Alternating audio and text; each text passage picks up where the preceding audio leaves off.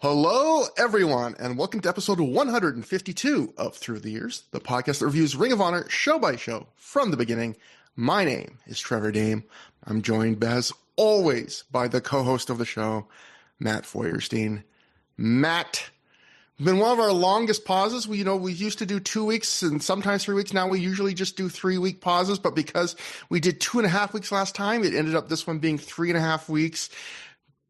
Anytime this thing takes a little longer than I expect, if it takes a little less than I expect, I'm like, man, this is crazy. What a rush to do this show. And then if it's like even a couple days longer than I expect, I'm like, man, it's been a year since we've done the last show. This show, sadly, Matt, has become how I measure time. Well, if you really go back to like the very early days, we actually sometimes took a whole 4 weeks between shows occasionally. It's like in like the mid, like sometime at certain points in the first year, we would take over a month. Sometimes we would take 2 weeks. Sometimes we take 4 weeks. Sometimes we take 3 weeks. I think really once like the world returned from COVID, we settled pretty well into a every 3 week groove, and I think we've been pretty good for it. Just give or take 3 days here and there, Yeah.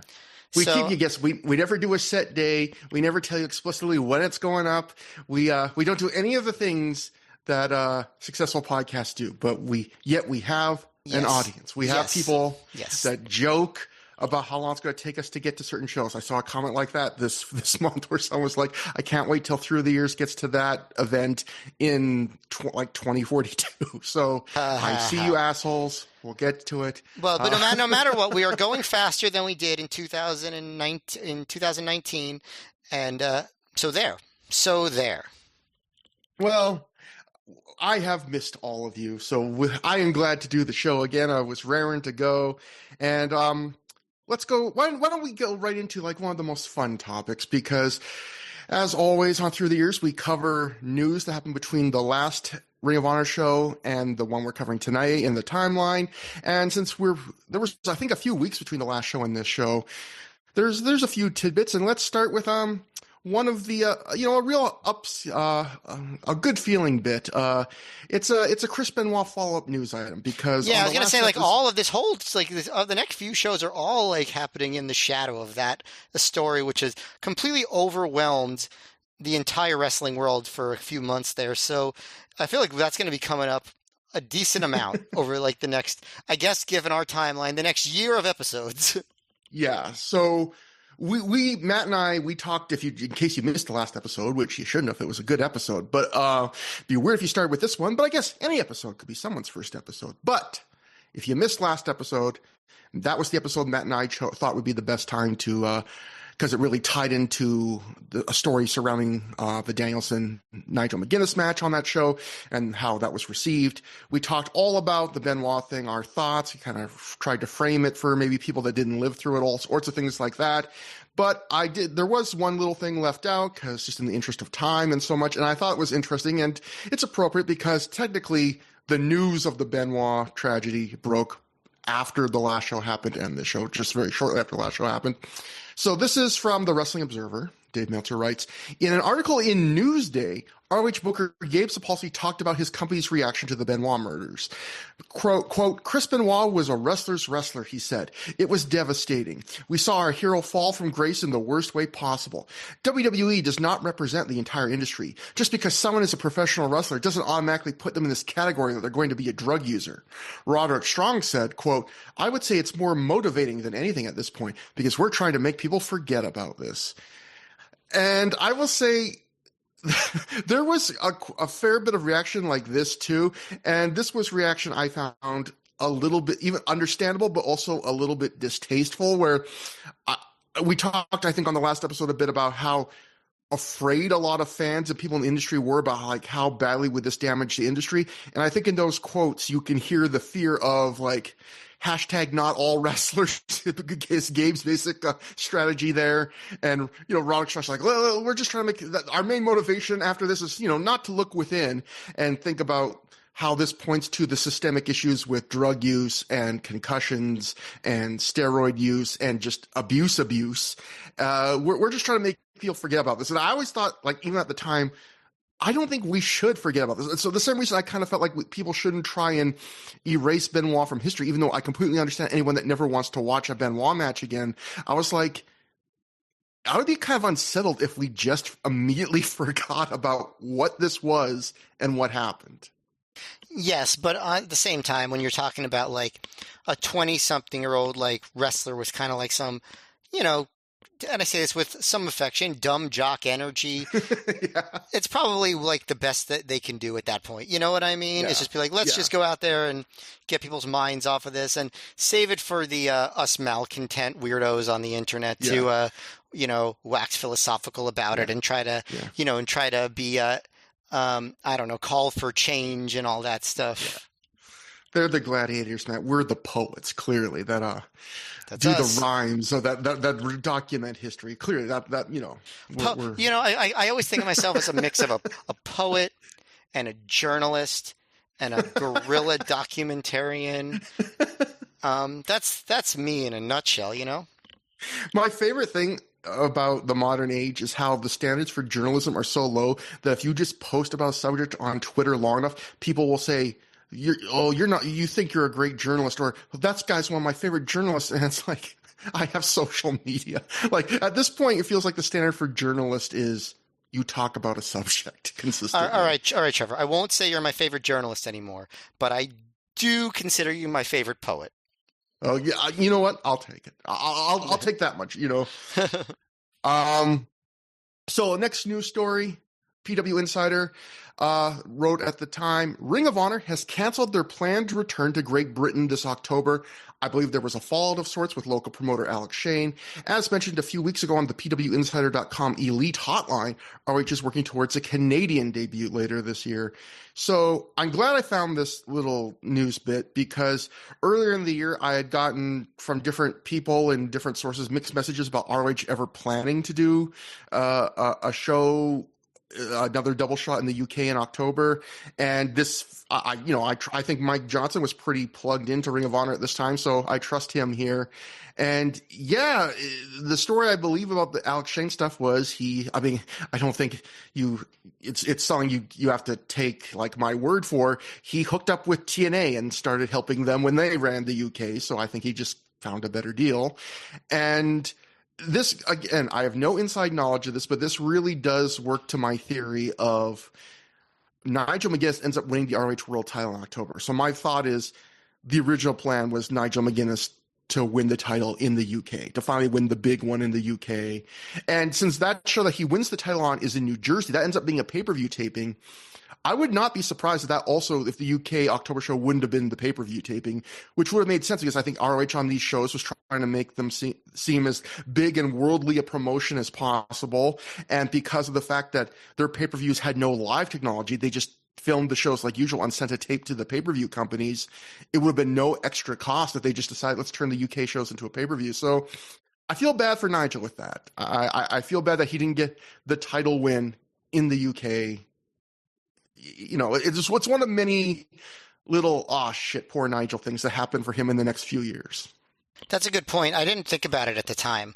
I don't know why. Like, kind of like just, I don't know, averted my attention. Maybe it was because I was so like checked out after the Benoit situation. But yeah, obviously that makes a lot of sense that he probably would have won it on pay-per-view in the UK to a much more dynamic atmosphere. Not that his win as it happened was bad or anything, but yeah, that would have been pretty cool. And yeah, I'm glad that he got some big moments in the UK years later because he missed out on the big one here. Yeah, and again, just to stress to people, I have no inside knowledge of any of that. I'm just putting two together and thinking Gabe usually booked pretty far out in advance. And so if Nigel won in October in America and there just happened to be on the books previous plans to do UK shows in October, that seems just like a slam dunk, easy 2 and 2 together equals 4. But speaking of sad missed moments for Nigel McGuinness in this era, I mean, his life's good now, it seems like. Dave Meltzer wrote and this is another thing I forgot. This was in just a very short little item near the bottom of a WWE news section in the Wrestling Observer. Meltzer wrote during this period, there was minor interest in the name Nigel McGuinness, but nothing is happening since right after the interest started, they realized he was under an ROH contract. So this happened shortly after everyone signed ROH contracts. So I wonder if Nigel was like, fuck, like you sign a contract with ROH. Right after that, WWE's like, hey, would you like to, from what Dave says, minor interest, which I will say this. If I was a wrestler, I would almost rather not there be interest than minor interest, because that almost feels like a slight, like, oh, there was minor interest. We were a little bit interested in you, but no big deal. I was going to say, Matt, imagine if a girl at school when you were a kid said, oh, I have minor interest in you, but you know what? I was so desperate as a kid, I would have been like, really? You have minor interest? This is Yeah, what are you kidding me? That would have been amazing. What are you talking about? Matt, I could make some minor interest jokes right now. It's a Ring of Honor podcast, but I don't want to get sued, so we're not going to, and I don't want you to have to edit. We're not going to do that. Fair. So, again, another tragedy of Nigel, which is he then wants to go to WWE, then he goes through the whole health thing and all. He's talked about it a lot, and here he was somewhat healthier, although really his body was falling apart at this point, and I wonder what ROH would have. I feel like losing Nigel for this year would have been a big blow to Ring of Honor, because Ring of Honor was always about elevating the next guy. And if you look at this roster right now, yes, they have Danielson. Yes, Aries is back starting soon. Other than Steven Generico, which I don't know if Gabe trusted him to that level yet, they don't have that hot next guy to elevate if it's not for Nigel. I feel like there's a big hole in this company right now without Nigel. If he at this point had just left. Yeah, I think that's true. I mean, they would have to go back to Danielson, or Aries or someone like that. Yeah, they really did not have I think that 2007, these shows, like the wrestling quality has been probably as good as ever, honestly. But the dynamic, stars, so to speak, even by indie wrestling standards, I would say was sort of at a low point to a degree. That's why I think, people like Steen and Generico really helped a lot when they joined the company, because they brought some charisma and star quality to especially Steen, to the proceedings. Yeah, they were definitely lacking in that with, Joe gone and obviously Punk long gone, and Cabana gone, and Homicide now gone. It was tough for sure. And we have, completely agreed. We have one last random story, and then we have a bit of a section about the show we're covering today. But this I just thought was interesting. This is an excerpt from a recap of an interview Alex Marvez did with Gabe Sapolsky in this period. And I'll just read the excerpt from the interview. Marvez writes, Gabe said he had no interest in being a booker for a major company, and it was, quote, not something I'd ever pursue or anything like that, unquote. He said he loved being independent and being able to call his own shots and do his own thing booking wise. Quote, I don't want to answer to anybody, unquote. Funny how times changed, man. I mean, it's interesting that Gabe had a lot of quotes like this in this era. And then I remember, the Everything Evolves podcast had their famous tiff with Gabe at one point, including co-hosted by friend of the show, Aaron Taub. And I remember there was a whole thing where Gabe wrote something to them angrily and said something to the effect of working with WWE is my life's dream or something. And, CM Punk had done, I remember a shoot interview CM Punk had done before he went to WWE. He was like, yeah, I don't think I'd ever go to WWE or if it'd ever be a fit there or whatever. So on one hand, part of me is like, people are allowed to grow. People are allowed to change. You might want to be independent in your 20s when you're single. When you're in your 40s and have a wife and kid, that's different. And people's opinions change. But then there's also the cynical part of me that's like, I'm sure a lot of people on the indies in this era were smart enough to say what they knew their audience wanted to hear, which was like, I'm all about being independent.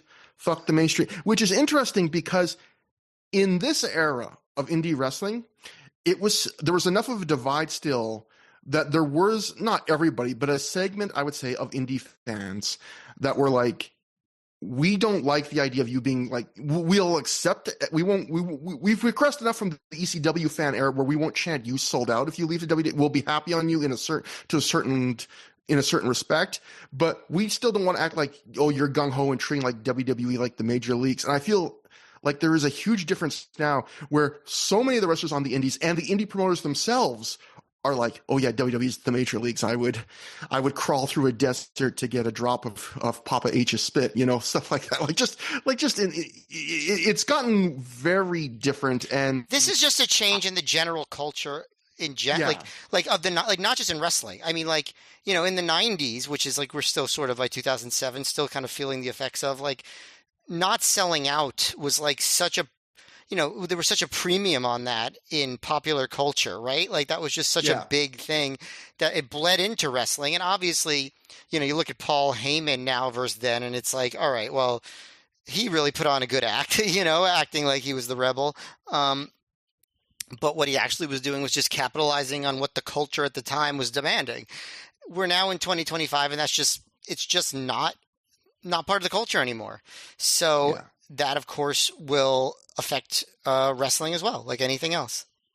Yeah, it's sad. Like I dislike the you sold out ECW stuff in the mid 90s, but I have to say we've now gone to the other extreme, and I think I dislike this extreme even more. And maybe that's just what life is, which is you're like, man, this extreme is bad. I would love if there was anything different, and then just ping pong. Nothing settles in the middle, Matt. It always goes to the other extreme, and then you're like, boy, I made a wish on a monkey's paw, and now things are even worse. But yeah, I mean, listen, I grew up in the 90s, so I connect more with the ethos and culture of that era when it comes to this stuff and what I see as like the youth culture now of like just like what seems to be related to getting as much money as possible and valuing like that, just it doesn't connect with me, and I just have to accept that I am old and out of touch, and that's just how it is. Like, and I'll continue to be that way because that's what makes me comfortable.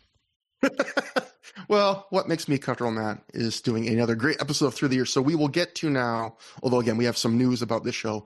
But our show tonight is Live in Tokyo. Took place July 16th, 2007 at the Differ Ariake in Tokyo, Japan, in front of a reported crowd of 1,800 fans, which Dave Meltzer says was a sellout. I'm going to call bullshit on this because, one, I don't even know if it's technically seated that many. And Dave Prazak on commentary during this show says 1,500. So unless Ring of Honor is doing the rare boom period WCW crazy reverse thing of actually underreporting your legit attendance, which I think is it's very rare in wrestling. I feel like this was a classic old school Japan pro wrestling in general inflated attendance. I mean, because I don't buy the 1,800 people showed up for this show. But we will now go to a few pieces of news. The first is, this is some background. This was from all the way back from the January 29th Wrestling Observer when they announced that they were going to do this way later in the year.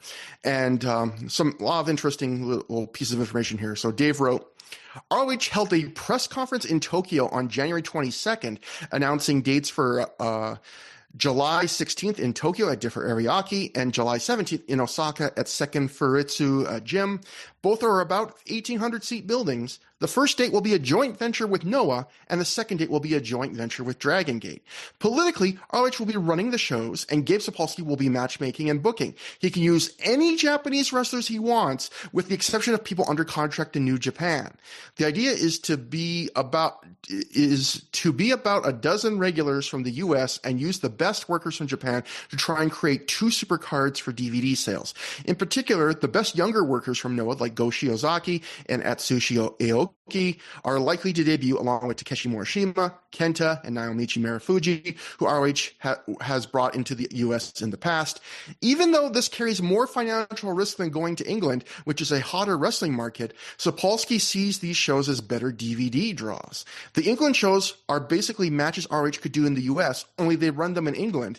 These would be shows completely different, because of the usage of so much Japanese talent that ROH would not be able to put together in the US. Samoa Joe won't be available for the weekend due to TNA commitments. Remember, folks, this was before Joe left ROH. And so Dave continues, so potential matches Joe has wanted to do with either Genichiro Tenryu or Kensuke Sasaki won't be happening. Matt, we got denied Joe versus Tenryu. That would have been fucking cool. That aggravates me. There's a few things I want to talk about there, but I think they open up a bit more after we read the next story, which was written by Mike Johnson at PW Insider after these shows happened. Mike Johnson would write, ROH's Japan trip was considered a big success creatively and financially, according to numerous sources, and there are plans for another one next year, likely in conjunction with Pro Wrestling Noah and Dragon Gate. While in Japan, ROH management met with Noah owners Mitsuharu Misawa for the first time to discuss future business. Sapolsky wrote on the ROH website that while visiting Noah's offices, he ran to Kento Kobashi, training like a madman for his in-ring comeback. ROH President Kerry Silken was a huge star while the company was in Japan, particularly Osaka, where he was swarmed by fans for autographs and photos. Silken was brought into the ring. He's like Kerry Silken is, you know how Germans love David Hasselhoff? Oh, people from Osaka, they love Kerry Silken. I can't. That's too good. So Silken was brought into the ring at Noah's Budokan Hall show, which ROH management attended and sat ringside for during the main event, when they plugged the ROH event the next night and was given a nice round of applause. ROH is also expected to continue the relationship with Dragon Gate, although with Dragon Gate and ROH running so many events on the same dates in the future, it's going to be harder to bring Dragon Gate stars stateside. The two companies are still on strong terms. Gabe Sapolsky's luggage was lost on the trip home and apparently is yet to return to Philadelphia. That's the big news of the weekend. So he had to wear those blue trunks that Bryan Danielson had to wear in late 2006 when his luggage got lost. So the first thing I thought was really interesting going back and reading that stuff, Matt, was Dave saying that ROH thought these shows were going to be like bigger DVD draws because of all than the UK shows, because of all the dream matches they could book. Because I remember when I first saw these cards announced at the time, and I think others online were, I would just say, mildly disappointed, because ROH going to Japan, it felt like a big deal. But these, I would say, particularly the Osaka show where Kerry Silken rules with an iron fist, they didn't feel like A show level cards. They were not, I wouldn't call these bad cards by any means, but going to what Dave was talking about in the Observer, compare these to the UK double shots, and those felt like ROH were putting on much more intriguing lineups that had bigger matches. And yes, they were mostly matches ROH could put on anywhere, but they also felt like bigger cards. But I do think ROH had some challenges here in the sense of, first, there was some novelty to ROH going to Japan, but the idea of ROH having Japanese wrestlers compete in their promotion, it wasn't really a novelty at this point, because we think back, wrestlers from Japan working in ROH had basically been part of the company's DNA from the beginning, right? Like Masato Tanaka and Shinjiro Otani came down from 0-1 the very first year, like months in. They had the big All Japan vs. ROH themed Final Battle show in 2003. They had Liger come in from New Japan in 2004, and then they continued the New Japan relationship with that not insanely disastrous, but somewhat disastrous Best of the American Super Junior show in 2005. And then they start the Noah and Dragon Gate relationships with the Kobashi match. They had Shima and Shingo come in for one show, and then Kenta and Marufuji worked the show at the end of the year. And then now in 2006, ROH, Noah and Dragon Gate are regular partners where the guys are coming there regularly, particularly Noah. And so, yeah, like there was some novelty to ROH running in Japan, but just this simple idea of ROH's roster versus Japanese wrestlers, I don't think was enough to draw anymore. And you could have tried to book ROH versus Japan dream matches, which these shows don't have much of in terms of like single or even 2-on-2 tags. But a lot of those matches have been exhausted, right? Like Kobashi is still, he's never going to come back to the US, and he's still recovering from cancer. Masao is being saved for, his ROH matches for the big shows in the US later in the year, a double shot. Kenta, Marufuji, and Morishima had all been semi-regulars by this point. So a lot of their big dream matches in ROH have been exhausted. Well, Um, they could have just booked something big with Misawa. Like you kind of take for you took for granted in what you just said that he's being saved for his U.S. run, but like they didn't have to do that, right? They could have put him in a big yeah, match here. but yeah, I mean, maybe you could have double dipped because maybe you think it's still a draw to see Misawa, but I think they were really hoping both Misawa and the U.S. matches but would be. but but also in the U.S. He didn't have big matches against American stars. No, which maybe that tells you he didn't want to because I think they Well, let yeah, Misawa book himself, and right. he went the route of I'm just going to stick with people I trust, which Right. is I'm just saying in Dave's mind when he said like the dream matches or Gabe's mind even, maybe that's what they were thinking, you know? And yeah. it just didn't work out that way. But you said by the way that um Carrie Silkin ruled Osaka with an iron fist. I would say he ruled Osaka with pop star good looks. uh, I think I think one thing that's disappointing going back and reading this is Dave saying that ROH, other than New Japan, had access to anyone they could have wanted, and they stick they stick entirely to their partner promotions, which Noah and Dragon Gate, which I completely understand. But even going through that, I wonder if maybe other wrestlers did not want to do the thing because just looking at Noah's roster, I would have loved to have seen Jun Akiyama work this show. I don't know if Akira Taue would have been as sexy a choice to fans that didn't grow up watching tapes of '90s All Japan, but he actually had just main evented the night before this show happens is the end of a tour show for Noah at the Nippon Budokan, the big building, and the main event of that show was Taue challenging Misawa for the GHC heavyweight title, Noah's heavyweight title. Was Takayama still in Noah at this point? Yeah, he was. That's another guy. Takayama, even Yoshinari Ogawa, Taiji Ishimori was there, Muhammad Yone. Like, there's a few guys that might have been interesting to throw in there that we don't get on this show. Um, but at the same time, a lot of it was exhausted. And I do think you could have given us a big Dragon Gate versus ROH singles match the next night in Osaka. Fewer of those had been used up. I would have loved to have seen Danielson versus, I mean, maybe you don't want either guy to lose, but I would have loved to see like Danielson versus Shima or something like that. I think that would have been a DVD seller. You put that on a DVD. The other tech, and then I'll throw it to you, but the other tech I would say, Matt, is that you could have taken, although I think it would have been a really bad idea, is to book authentic ROH cards with no Japanese talent except Morishima, maybe. And I think that would have been crazy.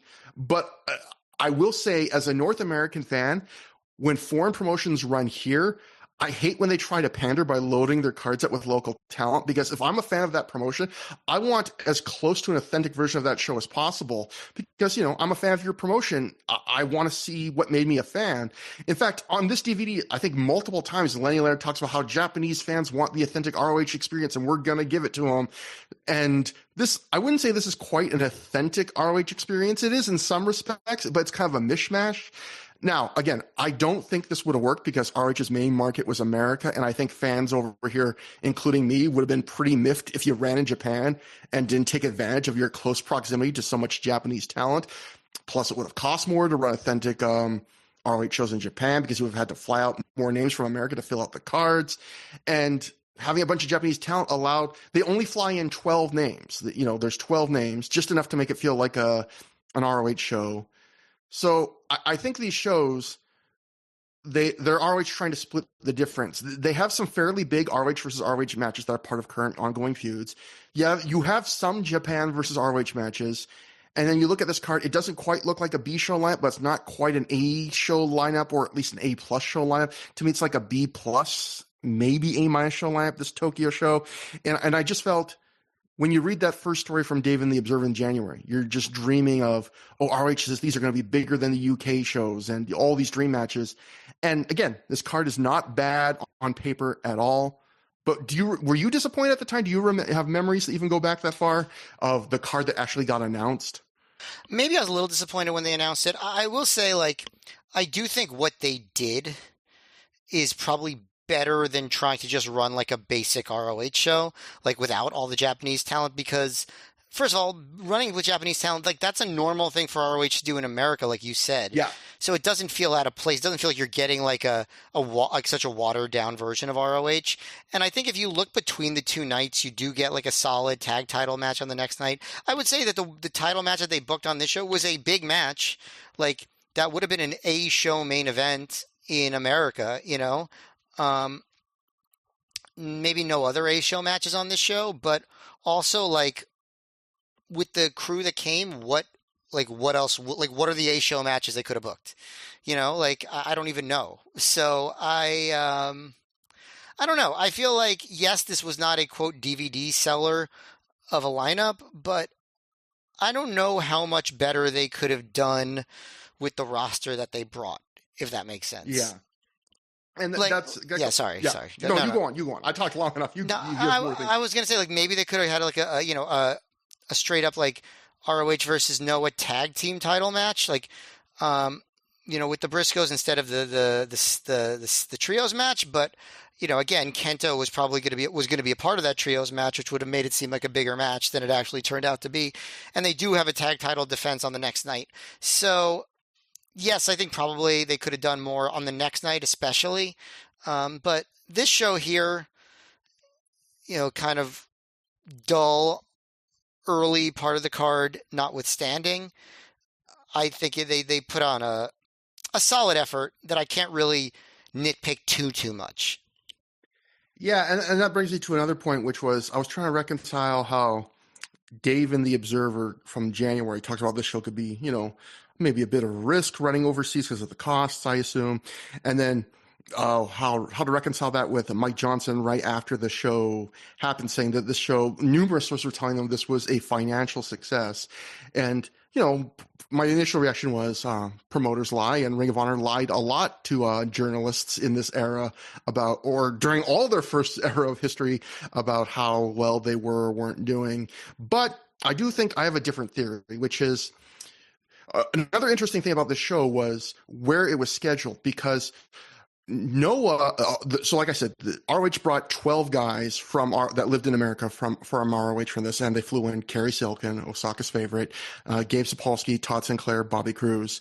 But there was some potential savings I can see, because first off, of those 12 guys that they brought in, 6 of them, Bryan Danielson, the Briscoes, Nigel McGuinness, Rocky Romero, and Davey Richards, came a whole half month early because they worked a whole Noah tour that, again, ended the night before this show. So they had already been in Japan for half a month. And again, I don't know, maybe Noah paid for those tickets or split the tickets. And that, your biggest added cost to running overseas, or one of the biggest added costs, would be extra airfare. And then 4 other guys, Jack Evans, Matt Seidel, Jimmy Rafe, and Delirious, did a whole tour of Dragon Gate that started, I think, the day before this show. They do that show. They missed this show to do the ROH show. The next day, Dragon Gate has a day off to do the ROH co-promoted show. And then after that, they go back on the tour, and those 4 guys. So really, the only 2 ROH guys they brought in that didn't also have a Japan tour to piggyback off of were BJ Whitmer and Roderick Strong, the best I can tell from looking up cage match and stuff like that. So my theory is maybe that helped to make it a financial success, because also the other thing I guess we should talk about, these shows are not shot by Ring of Honor. They're shot by their TV partners. So this show is shot by Samurai TV, which was the all wrestling and MMA channel in Japan. And the next show is shot by Gaora TV, which is Noah's, Dragon Gate's TV partner. So you don't have to fly in production. Maybe you don't have to pay at least full price for your travel for your talent. You get a bunch of talent on loan from other promotions. You could see where the cost savings were. Other thing I want to mention. Well, first off, do you have any thoughts about that? No, I'm pretty bad at all this financial analysis, honestly. Yeah, so I'm just going to school here. Okay. Well, okay. How about this? I want to point out. I looked up what the guys were doing, what the boys, our friends, were doing in all those Matt F. Trophy winners were doing in Noah for this tour. This is pretty amazing, Matt. They did some other matches during the tour, but the big reason they were there was for the Nippon TV Cup Junior Heavyweight Tag League 2007, which was a round robin tournament. How about this, Matt? for a round robin tournament lineup that ran during that tour that just had finished. These are your 6 teams: Kenta and Taiji Ishimori, which won the whole thing; Atsushi Aoki and Rocky Romero; Bryan Danielson and Davey Richards; the Briscoes; Kotaro Suzuki and Ricky Marvin; Naomichi Marufuji and Kota Ibushi. That is pretty packed with talent. That is a pretty crazy tournament. And the match on the last show, which ended up deciding the tournament, was Kenta and Taiji Ishimori defeating Kota Ibushi and Naomichi Marufuji in 21 minutes 43 seconds. That match, I believe, finished second, I think, in the Wrestling Observer Match of the Year polling for that year, just the day before this. Yeah, that's where Kenta got injured also, right? Yeah, that match is where Kenta gets hurt. In fact, we'll go right into the Observer Nova section. Dave wrote, however, Kenta suffered a leg injury in his match, and it was bad enough that he missed the 2 ROH shows the next 2 nights. He came to the ring in Tokyo and explained he would have liked to have wrestled, but was injured from Budokan. So, yeah, we'll talk about what Kenta was booked for later, but unfortunately, Kenta was supposed to be not just on the show, but he was also supposed to even be the rare Noah guy that was going to work the Dragon Gate show, too, so produced one. And then a couple last quick things. Dave Meltzer wrote, one of our readers who was on vacation in Japan this week saw the show we're about to cover, and called it the best show he had seen in years. The reports from Japan were the show was real strong as well. The crowd booed and cheered faces and heels, not because of U.S. style fan passion, but because they thought that's what you're supposed to do when you see American wrestling. They also cheered Todd Sinclair, or booed when someone attacked him, which shows they are not authentic American ROH fans. Exactly. You try to be us, you're not us. But I think that fan that wrote into Dave was maybe a little high on the live experience, but we'll decide that as we go through the show. And the last note before we start the show, this is a very minor point, but I want to point out, for the sake of just being thorough, because this DVD is only 2 hours and 43 minutes long, ROH actually included the Sarah Del Rey and Portia Perez versus Daisy Hayes and Ariel Dark match from night 1 of their Race to the Top tournament, which is a show that takes place 2 shows after this one. So it shows you again how long it took them to get this DVD out. And we're not going to cover that match. It was not, we did not watch the DVD version, and we don't usually cover bonus matches anyway, but hey, if you buy this show on DVD, you're getting a whole extra match. And I don't believe that match ends up making it on the Race to the Top tournament show that it actually happens on. So if you are an absolute completist or a super fan of any one of those women, you have to buy this DVD to get that match. So we opened the show with Nigel McGuinness getting out of the tour bus and entering the building, posing for pictures with Japanese fans, as he does. We cut to Takeshi Morishima backstage. He's wearing an ROH logo t-shirt instead of his regular backdrop shirt. He's finally repping the flag here for ROH, and he cuts a short promo in Japanese. The first Morishima promo we've seen yet in ROH, right? I believe so, yeah. A bunch of firsts here. So, and we then cut to the ring as Bobby Cruz has crossed the ocean, and he welcomes everyone to Tokyo for Ring of Honor's first ever event in Japan. He then welcomes Delirious to the ring. One thing that is almost immediately apparent is the fact that, like I said earlier, it's not ROH's crew shooting the show, it's Samurai TV, which means you get a whole different production with different lighting, camera angles, different editing cuts, like the whole 9 yards. It was weird. It was like, I don't know how to say it. It was like seeing a video of your parents before they had you. I don't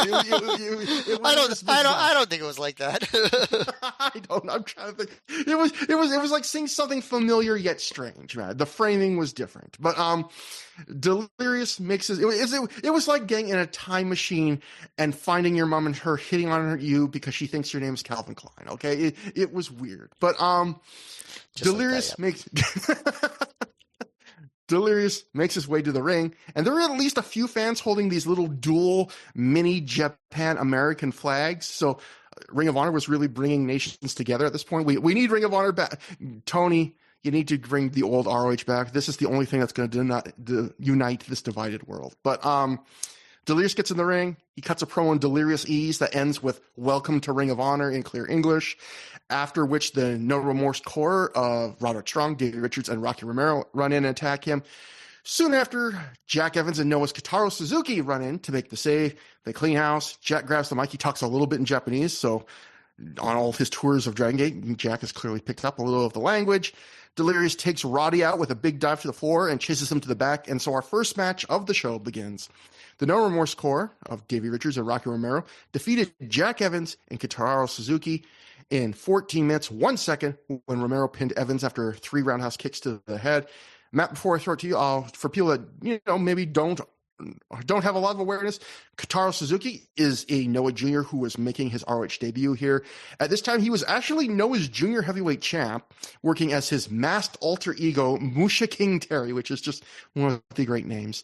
And he was simultaneously one half of Noah's junior tag team champions without his mask as Kotaro Suzuki, teaming with Ricky Marvin. And in fact, they beat the Briscoes to win those titles early in the year. And on this night, Suzuki's working without his regular ring name, without the mask. And he will work exactly one more match in ROH after this, which is a dark match tag, no less, in 2008, the next time ROH goes to Japan. And Suzuki's gone on to have a long career. He started in 2002 in Noah. He stayed there until he went to All Japan in 2013. He worked there in a variety of other Japanese promotions for a few years. He returned to Noah in 2018. He stayed there through 2022. And then he's been in GLEAT ever since then. So we're talking about well over a 2-decade-long career, and he's still going at the age of 47. But what'd you think about him and this match here to open up the show, Matt? Yeah, I thought it was surprising that they didn't just have Ricky Marvin and him team together on this show. But as it was, by the way, in fact, I was just going to say the match. Speaking of them, the other match the night before this. This is crazy to think about how much the Briscoes do. The Briscoes and Suzuki and Marvin went to a 30-minute time limit draw the night before this, and that ends up is what gives Ishimori and Kenta the tournament win, is that they actually went on first, and they were only 1 point lead on both the Briscoes and Marvin and Suzuki. And so if any of them had gained a point or something like that, or what, I forget exactly what, but basically the draw was the only way they could win the tournament, and they went to a 30-minute draw. So a really interesting way of booking. And so they had a heavy workload that night. Yes. But to the match, So I thought Suzuki looked good, and I thought Richards and Romero, they do cool offense together. I think actually I would say this wasn't my favorite Jack Evans performance that I've seen recently, but he played basically the gutsy underdog who just won't quit, keeps kicking out of everything. But I think the thing that I had to get used to watching this match was just how quiet the crowd was for these undercard matches. It was just very striking. And as the show progressed, they certainly weren't like completely quiet the whole night, but they were very quiet for these early matches. And some of the matches in the opening section of the show, it kind of made sense, which we'll get to. In this match, they really did do a lot of stuff that you would think would pop a crowd. Just like, Jack Evans is Jack Evans. With his aerial moves and stuff like that. But also Romero and Richards, acting like aggressive bullies and being heels and, telling the crowd to shut up and all that. But also Suzuki doing some very cool moves, handspring elbow. He does a bunch of cool dodges of Romero's kicks. There's and then there's a lot of stuff going down the stretch with Evans and Richards, like Evans blocking a DR driver and going for a victory roll, and then Richards countering the way that Owen Hart did at WrestleMania 10 to win the match against Brett, but definitely not quite as smoothly. Evans doing that Tree of Woes, double knees, Richards catching Evans off a handspring elbow on his shoulders, but then Evans turns that into a reverse Hurricane Rana. Like just all sorts of big moves that you would think would get a big reaction, or at least a reaction, but mostly is met with not a lot of noise. I think, one of the biggest rounds of applause after the match was after Evans kicks out of a leaping DDT by Romero. The ending of the match after Richards Romero hits Suzuki with a German suplex and 3 really devastating looking kicks to the head, on Evans, and pins him. Like those are, again, a lot of big moves that I would think would get bigger reactions. In a vacuum, though, I thought that Romero and Richards looked really, really good. I thought Suzuki looked really good. I thought Evans was fun, but not as, I'd say not as good as he usually is, at least in my eyes. So I would put this in the level of a good match with a good finish, but I just didn't quite, I wasn't quite used to how the crowd was reacting at this point on the show. This was a weird match to me. I think I liked it a little bit less than you. Dave Meltzer, based on live reports, he didn't watch the show, at least. If he did, he didn't write a formal Dave review of it up here. He wrote Jack Evans and Kotaro Suzuki versus Rocky Romero, and he wrote Kotaro, not Kotaro, and versus Rocky Romero and Davey Richards was a great match with super heat. I would not go close to that. I mean, I mean, just objectively, the superheat thing is just objectively factually wrong. Like exactly, you know, yeah, there's no way to argue that. Like yeah, great match, subjective. You can because it does not have good heat even by the context of this show. right. So yeah, this was a weird match to me. Jack takes a beating in this match, and on the surface, that's normal. That's good. Even I love watching Jack Evans take a beating because he's one of the great kind of underdog take a beaten guys on the scene at this point. You know, he's a natural underdog at it. But this is Jack's first match in ROH after a while due to Rocky giving him that concussion and storyline, right? So Jack's in the ring for most of this match, and while he does get some offense, he mostly takes just a beating on the way to a clean loss, which is made more bizarre by the fact that I felt like Kotaro Suzuki, who would have been the fresh, novel piece of talent in this match to most ROH DVD purchasers that weren't regular Noah viewers, I felt like he was barely in it. And when he is in it, he looks crisp, he looks sharp, which makes him all the more frustrating. I don't know if maybe he definitely looked better than Jack in this match for sure. Yeah. I don't know if it was maybe because he had worked the 30-minute match the night before. He was like, you know what, I'll work the show, but maybe I'll take it a bit easier. But because it sounds like that match, I didn't have time to rewatch that, but it sounds like that match was an absolute barn burner. Oh wait, no, he wasn't in the 30. Oh yeah, he was in the 30-minute match. The other match was anyway. Getting confused here. Anyway, but to me, it's not just the amount of beating that Jack takes in this match, although that's a big part of it, but it's how it happens. Like there's a few points in this match where Jack finds ways to signal to the crowd and everyone that he's going to start kicking ass. Like, okay, now I'm going to turn things around. And almost every time he does that in this match, he almost immediately gets his ass handed to him again instead. Like it's a really weird performance / structure. He's the face in Peril at one point. He makes a brief comeback. He makes the hot tag. Suzuki's in for not very long. Jack tags in and emotion's like, okay, now I'm going to get some revenge from that beatdown for a minute ago. And he just immediately starts getting beat up again. Or like later on, Jack climbs to the top rope and he shouts Hayabusa, like he's going to do a tribute to Hayabusa. And he goes for a top rope move and his opponent just dodges it and he doesn't hit it. And like, it's like, there's a lot of little things like this in this match where you don't get, it didn't feel like the comeback match for a guy who's just took a big, injury angle thing. Well, I felt like I think he thought of it as like, I think, maybe some of the wrestlers were thinking of this as like non-canon, even though it was. But like, I think that might have been it. He definitely worked this match like, oh, like the story that my story is I'm just going to keep kicking out of things. Like I'm not going to get a lot of offense, but I'm going to show heart. I felt like the work itself was okay, but something felt missing even apart from the weirdness. I felt like they worked at a fast pace. It doesn't feel mailed in, but I would say it didn't feel particularly inspired either, is how I would put it. There's not much personality or new ideas here. Jack takes a beating, but even with him taking a beating, it's not that brutal, nasty level that makes it compelling like Jack beatings often are until the very end. That finish you talked about was great, I felt like, where Rocky looks like he almost breaks Jack's neck on a German suplex, and then he hits those, like you said, those great 3 straight roundhouse kicks to the head. That's a great looking finish. That did look brutal. But other than that, I wish there was more moments like that in the match. Maybe Jack Evans is thankful there wasn't more moments like that in the match. But to me, it was like a lot of the work of this match where you've seen versions of it before. You've seen a lot better versions of it before too. You've seen worse versions of it. Overall, I would say this is not a bad match, but it's a disappointing and mildly bizarre one. I'd give like an above average rating to when I was hoping it'd be good or very good with the talent on paper. I did like That's Rocky Romero does that move often where he'll do the enziguri and the guy will duck it while still holding that foot. And then Romero will do like a reverse enziguri, like immediately afterwards to catch him. I like that Suzuki dodged both of them because I was like, oh, you don't see that often where he ducks. He's like smart enough to duck to know, oh, the second one's coming too. And he ducks that one. So I like that. But, next up, we have our second match of only a 7-match card.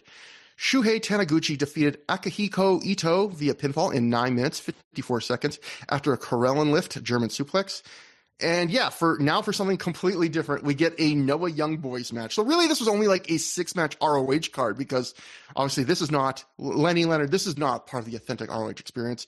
And this is 2 relatively inexperienced Noah trainees going toe-to-toe in the classic simple all-black young boy gear.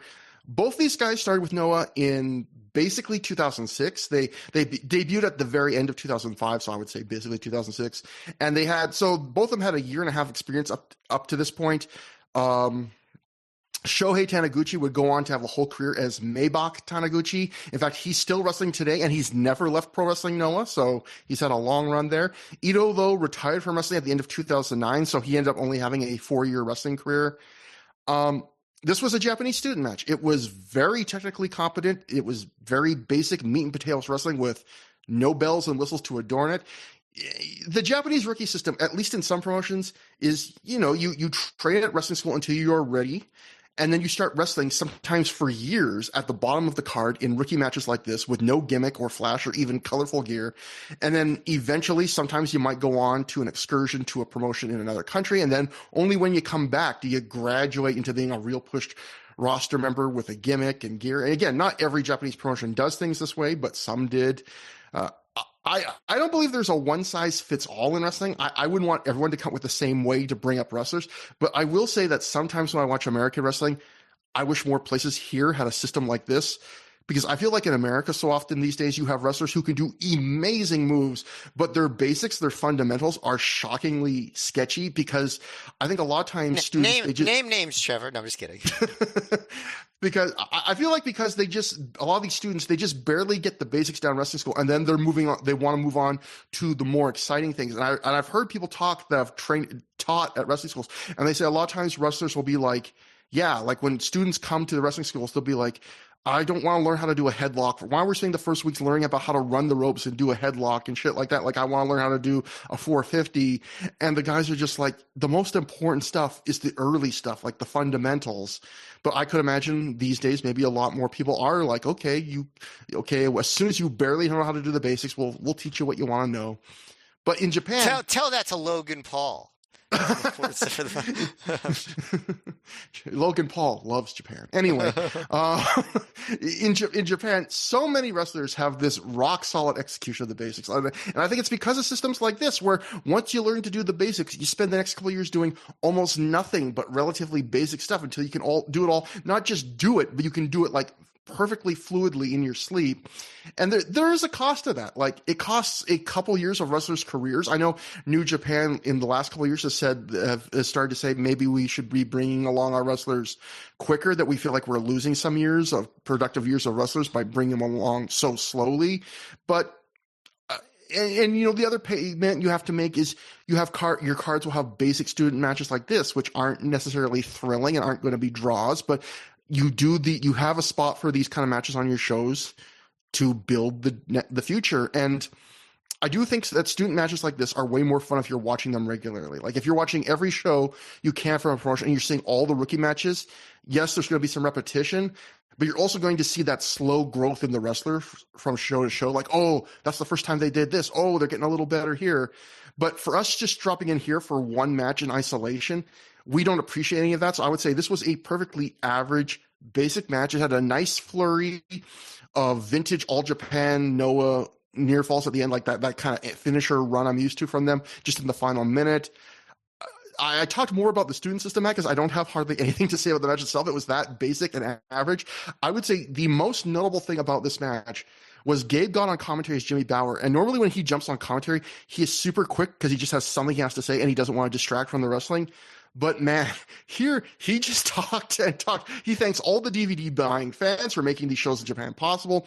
He marvels that just 5 years earlier we were running 11 shows a year at the small Murphy Rec Center in Philly. He plugs the pay-per-view, the Respect Is Earned pay-per-view that's going to start airing, and then he later pops on again later on the match because he forgot to say that he was excited about having Ricky Marvin booked on the show, saying he was so excited to have Luch on the show, which felt like an inside joke because the word always was that Gabe wasn't a big fan of Lucha, and people were always like, "Why aren't you booking anyone from?" He literally used to say it on commentary that he didn't like Lucha. Yeah, so that's him. That's him getting a little, jab and joke in there, and like a little wink.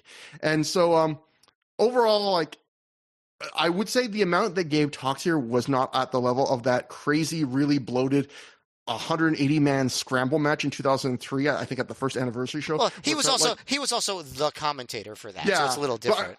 I'm just saying that on that match, that if I remember, that match had like a segment where it felt like Gabe just decided to start reading his Christmas cards during the match because it was going on so long. He was just like, okay, I'll just start rambling. He wasn't quite like that, but he definitely felt like by the nature of this match, you could tell he felt free to just ramble about whatever he wanted to talk about. It was because you weren't really missing anything because they were just doing like really basic stuff the whole time. Yeah. There were no high spots in that entire section.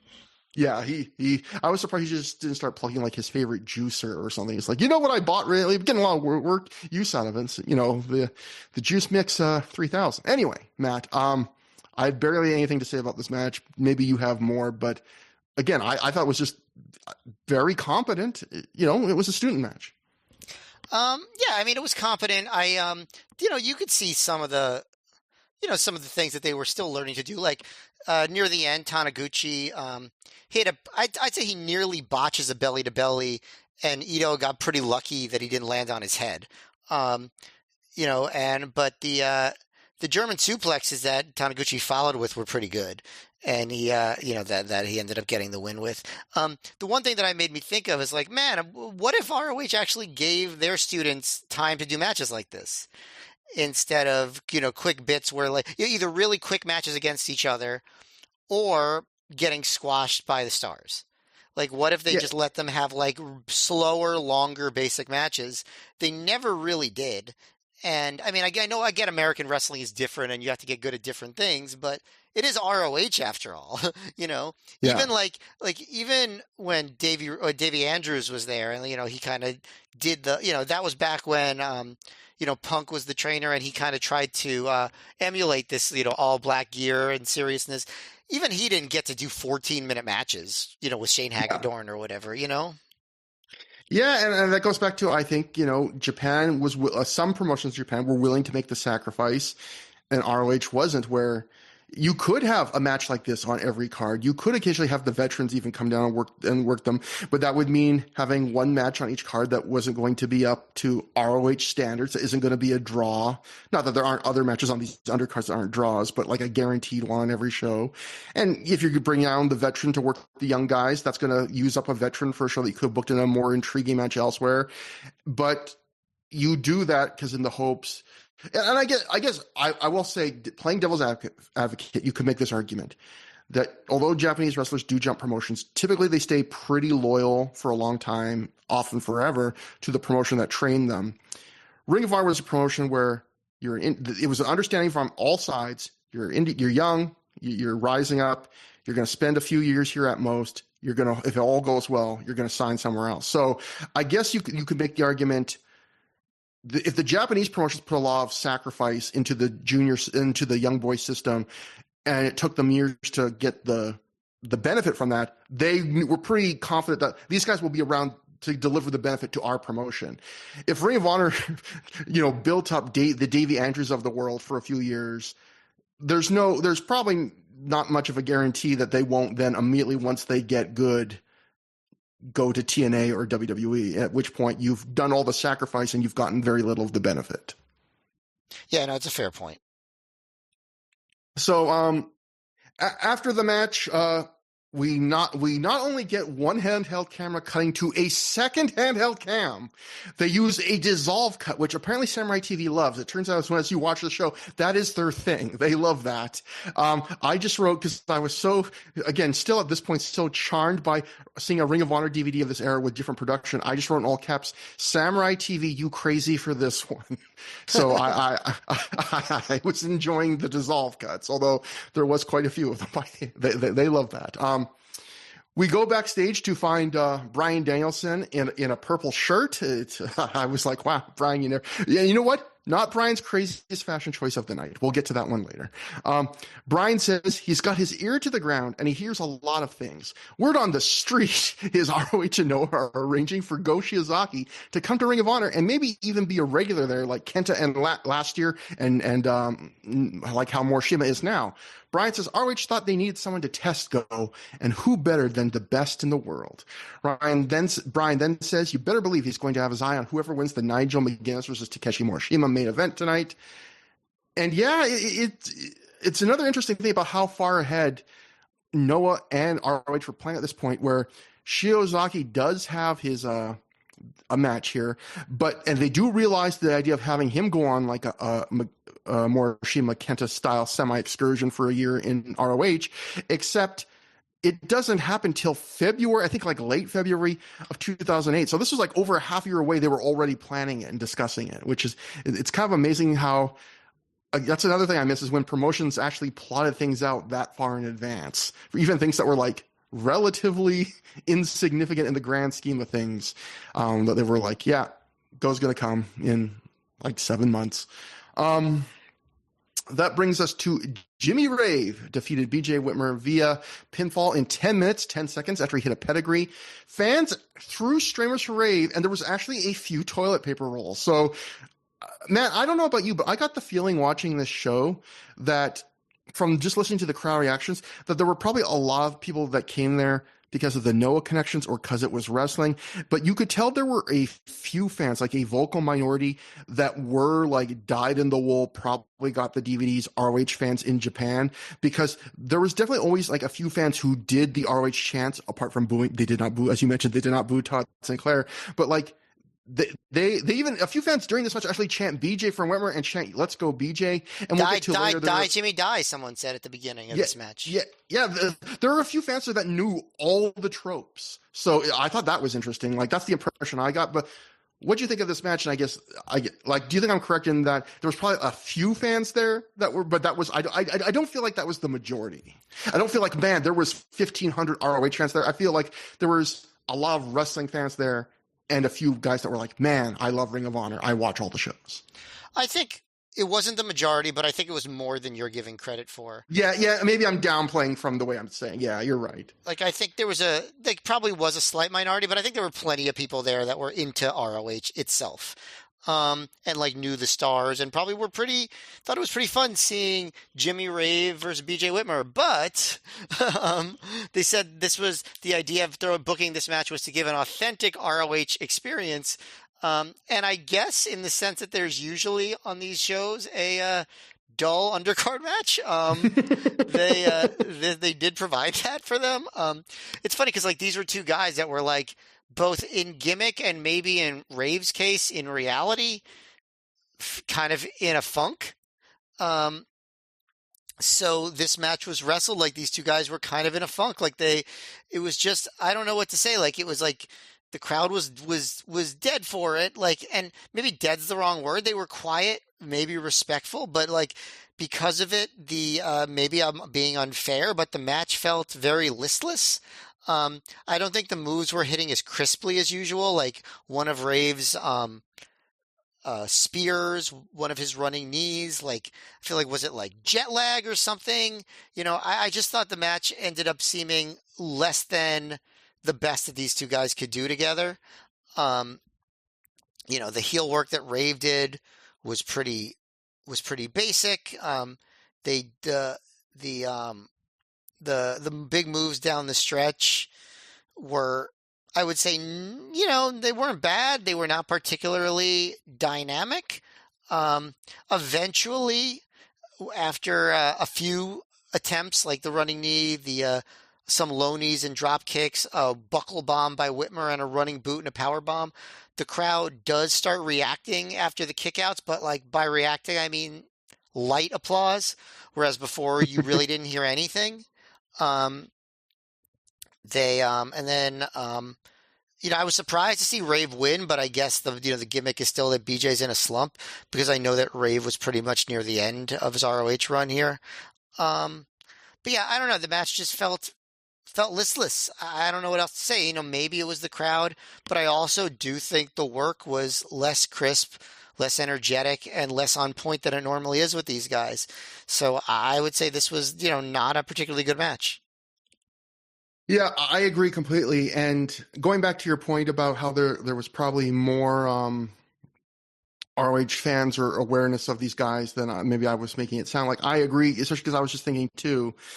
A lot of the guys on this card had worked Noah before, including the tour that had just gone for half a month, the end of the day before. And they weren't wrestling here in somewhere that Noah fans wouldn't be familiar with, because this was different. Ariake wasn't just a building for wrestling and MMA shows. It was, Noah had their offices and their dojo in this building. So I imagine this, this was a lot of local Noah fans who had probably seen a lot of these guys before. Maybe if they were not Dragon Gate fans, they wouldn't have seen Jack Evans before or guys like that. So maybe that would be a reason for some of the lower cheers in some of those matches. I don't know. But to what you were saying, I completely agree about the opinion of this match. I feel like these are, again, the keyword competent.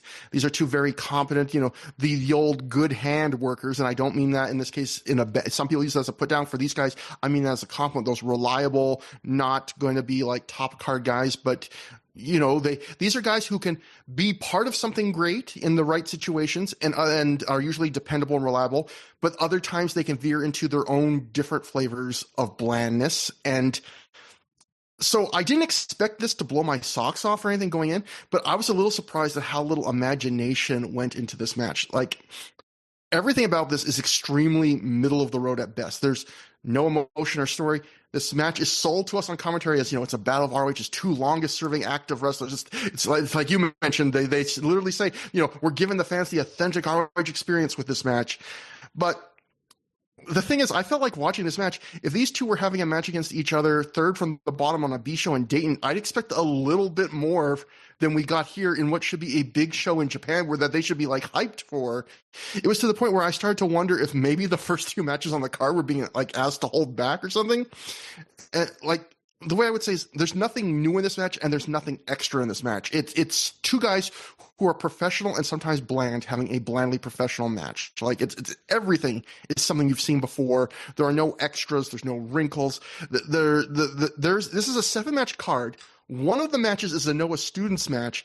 And I was just thinking, watching this, like, why are you holding back? Like, why are you not trying to steal the show or wow these people?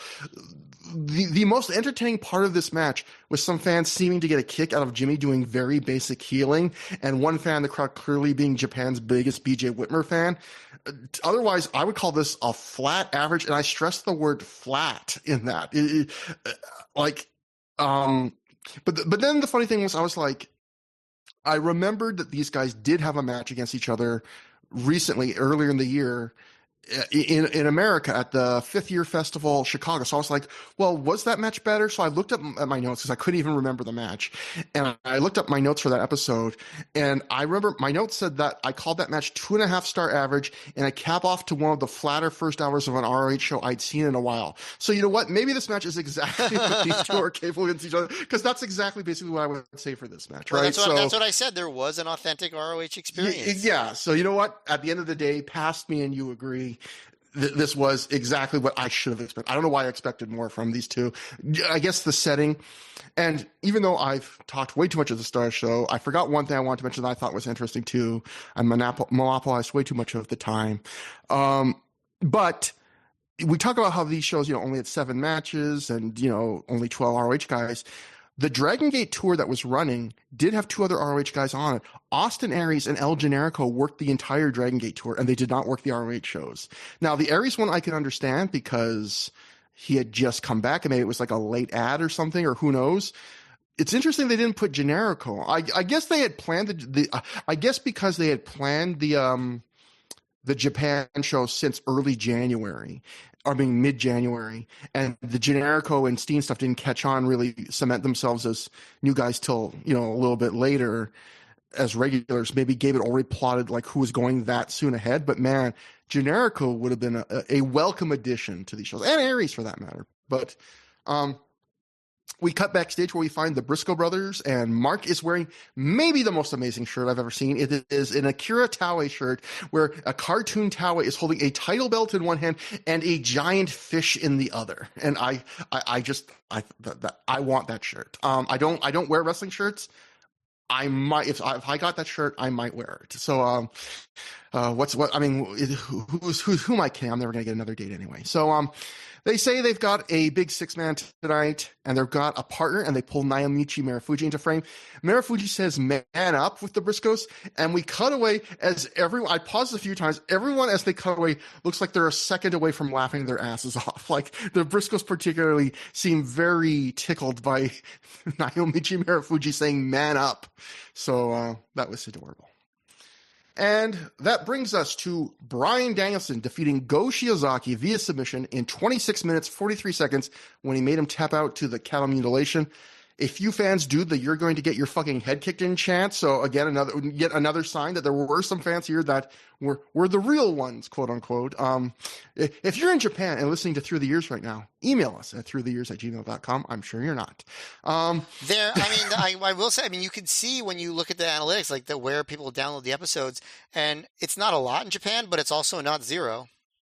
Yeah, and I remember that time we were in some European country, we were like the 4th or 7th biggest wrestling podcast. I believe it was Denmark at some point in like 2018 or 2019. Yeah. Maybe 2020. So you never know. You never know. But so this was Go Shiozaki's 3rd match in Ring of Honor. I had actually forgotten for a second. This is how bad my memory is. He had worked both nights of ROH's first ever UK double shot in 2006. Like the first night, he teamed with Suwa and he lost to Jody Fleisch and Doug Williams. And on night 2, he beat BJ Whitmer, and what I remember was a decent, good old match. And Go at this point had been wrestling since mid-2004, so he had 3 years of experience. And to show you how Japan can sometimes bring wrestlers along slowly, like I said earlier, Go's excursion doesn't start until late February 2008. So that's quite a long time from here. And in fact, on commentary, Lenny Leonard at one point mentions how the Noah Dojo system is so tough. Go was the only person to graduate from it in all of 2004. He was the only student they graduated for that whole year.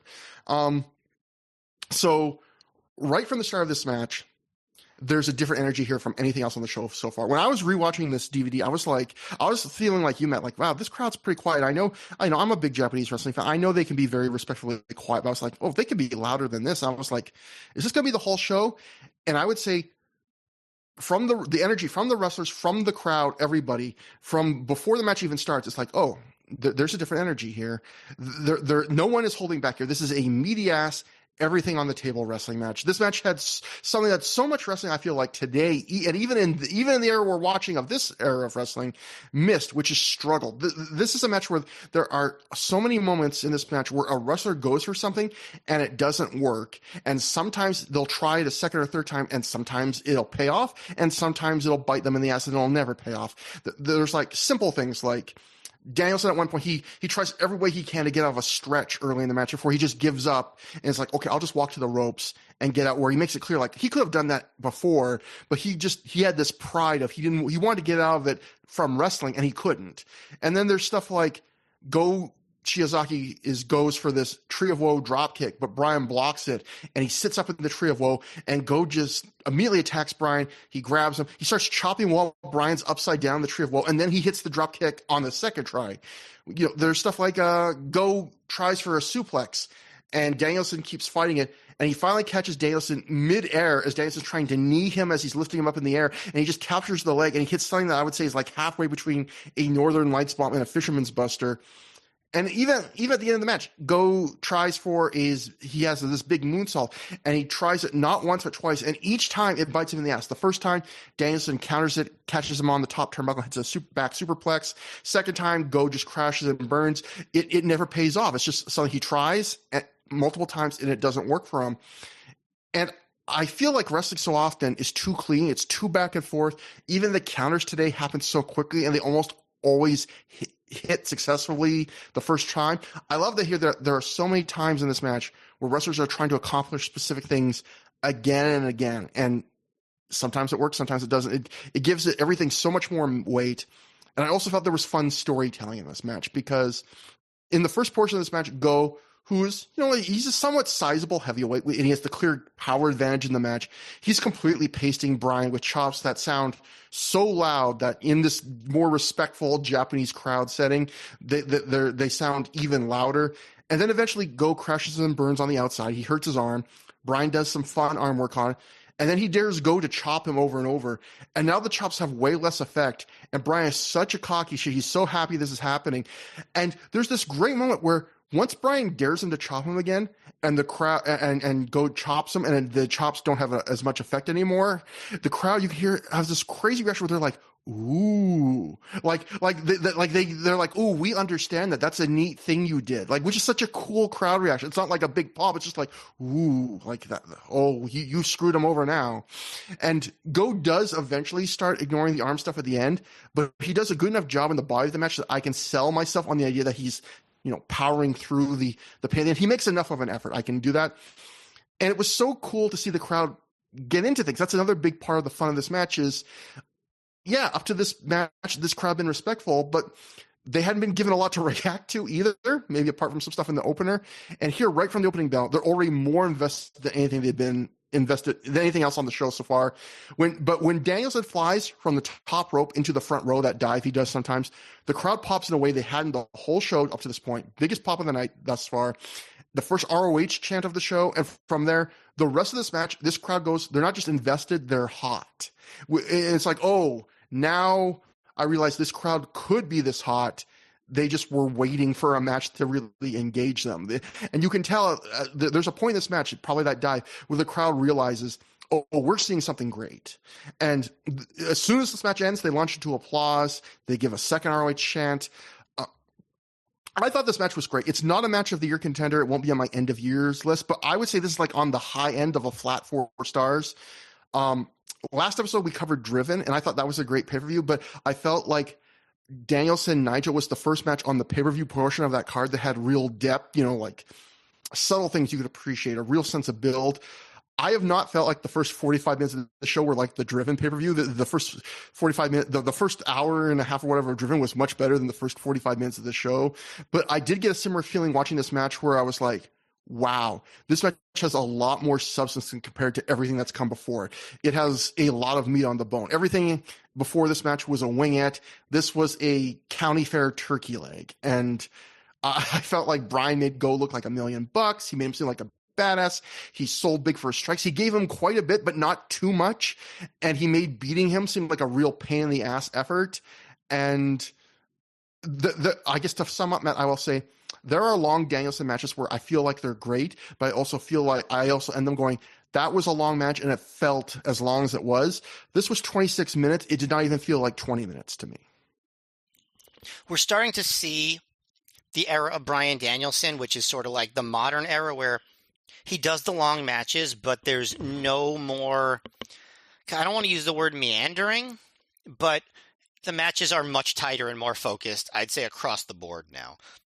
And this is the third Bryan Danielson match we've reviewed in a row, which was just really, pretty long, but very focused and very intense. We're not at peak intensity Bryan Danielson like he was in the Nigel match at Driven, but it's pretty close. Like he really feels like pretty locked in.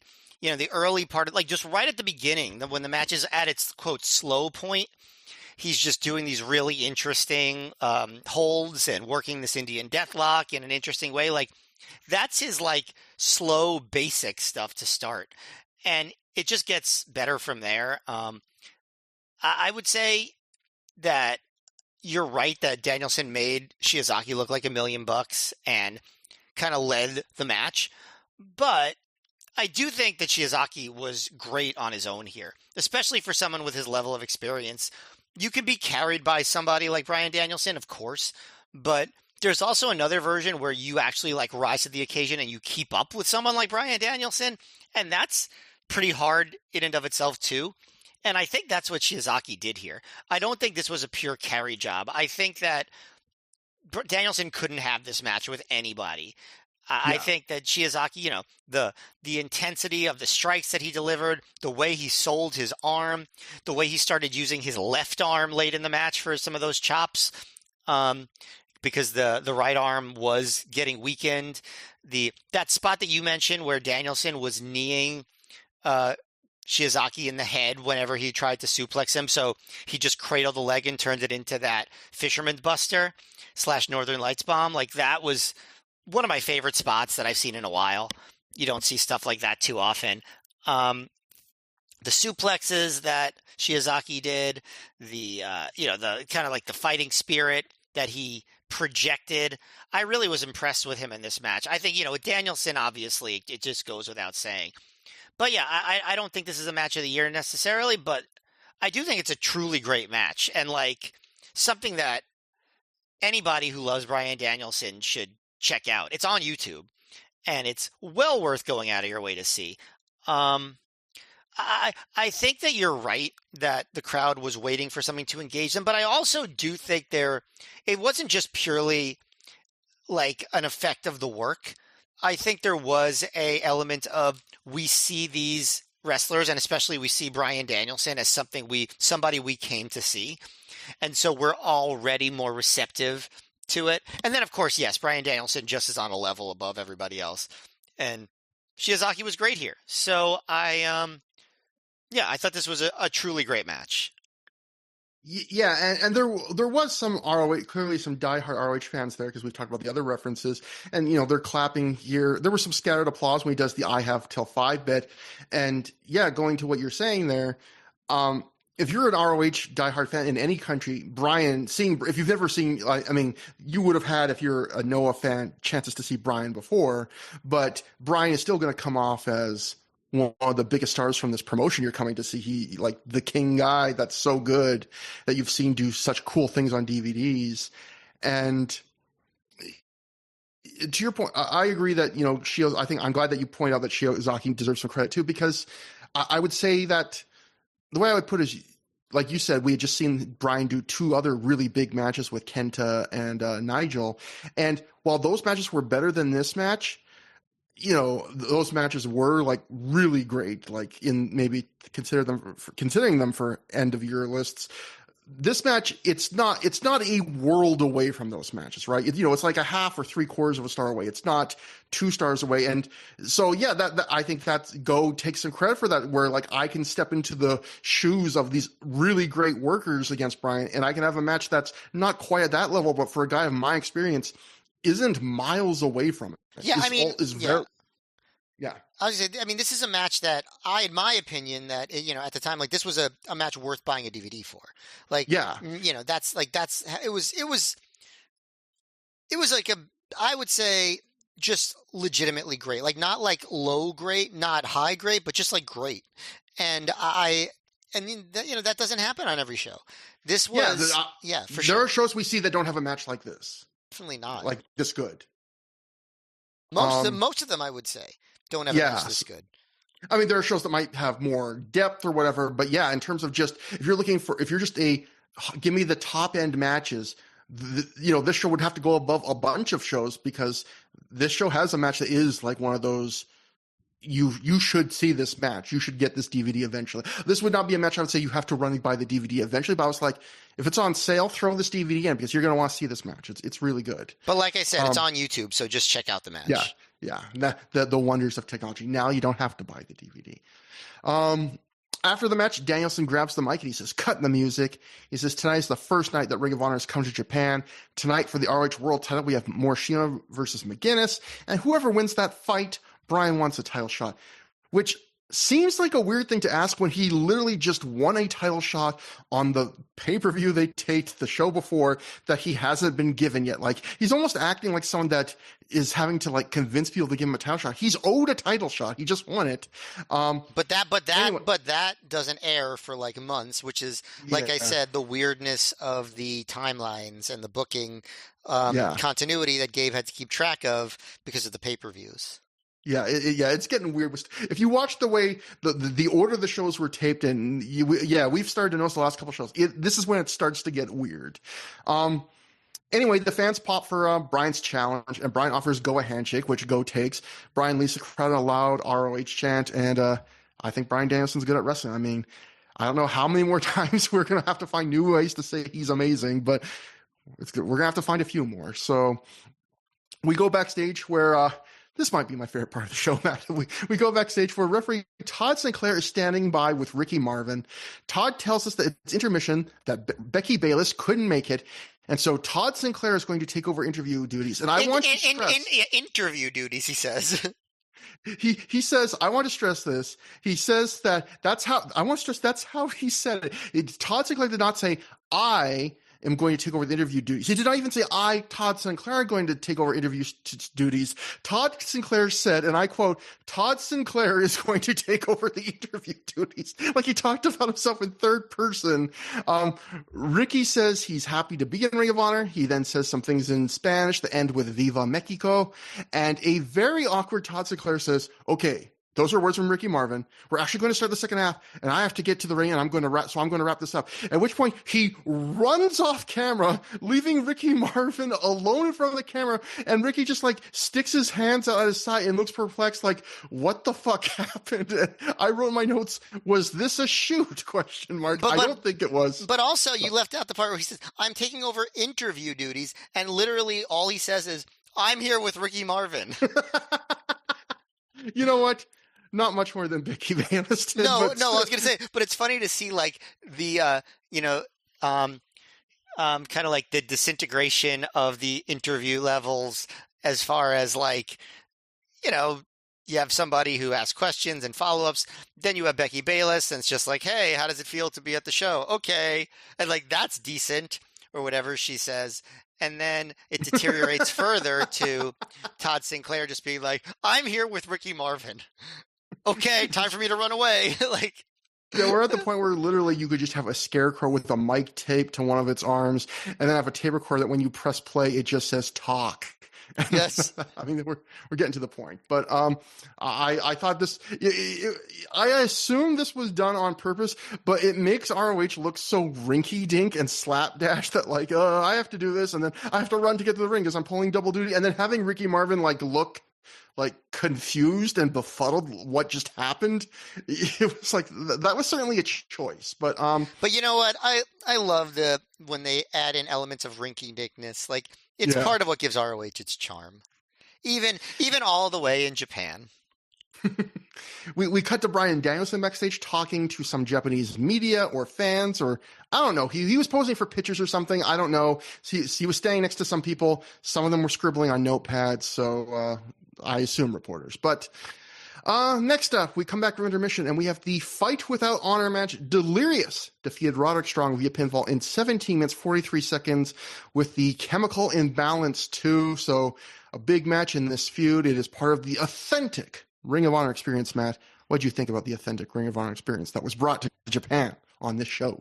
I've looked up some reviews for this match, and they talk about how this wasn't the right audience to do this match for because the Japanese crowd didn't get it, and I think there is some truth to that, but I don't think the crowd was dead for this. Like I think that they were trying to appreciate what was going on.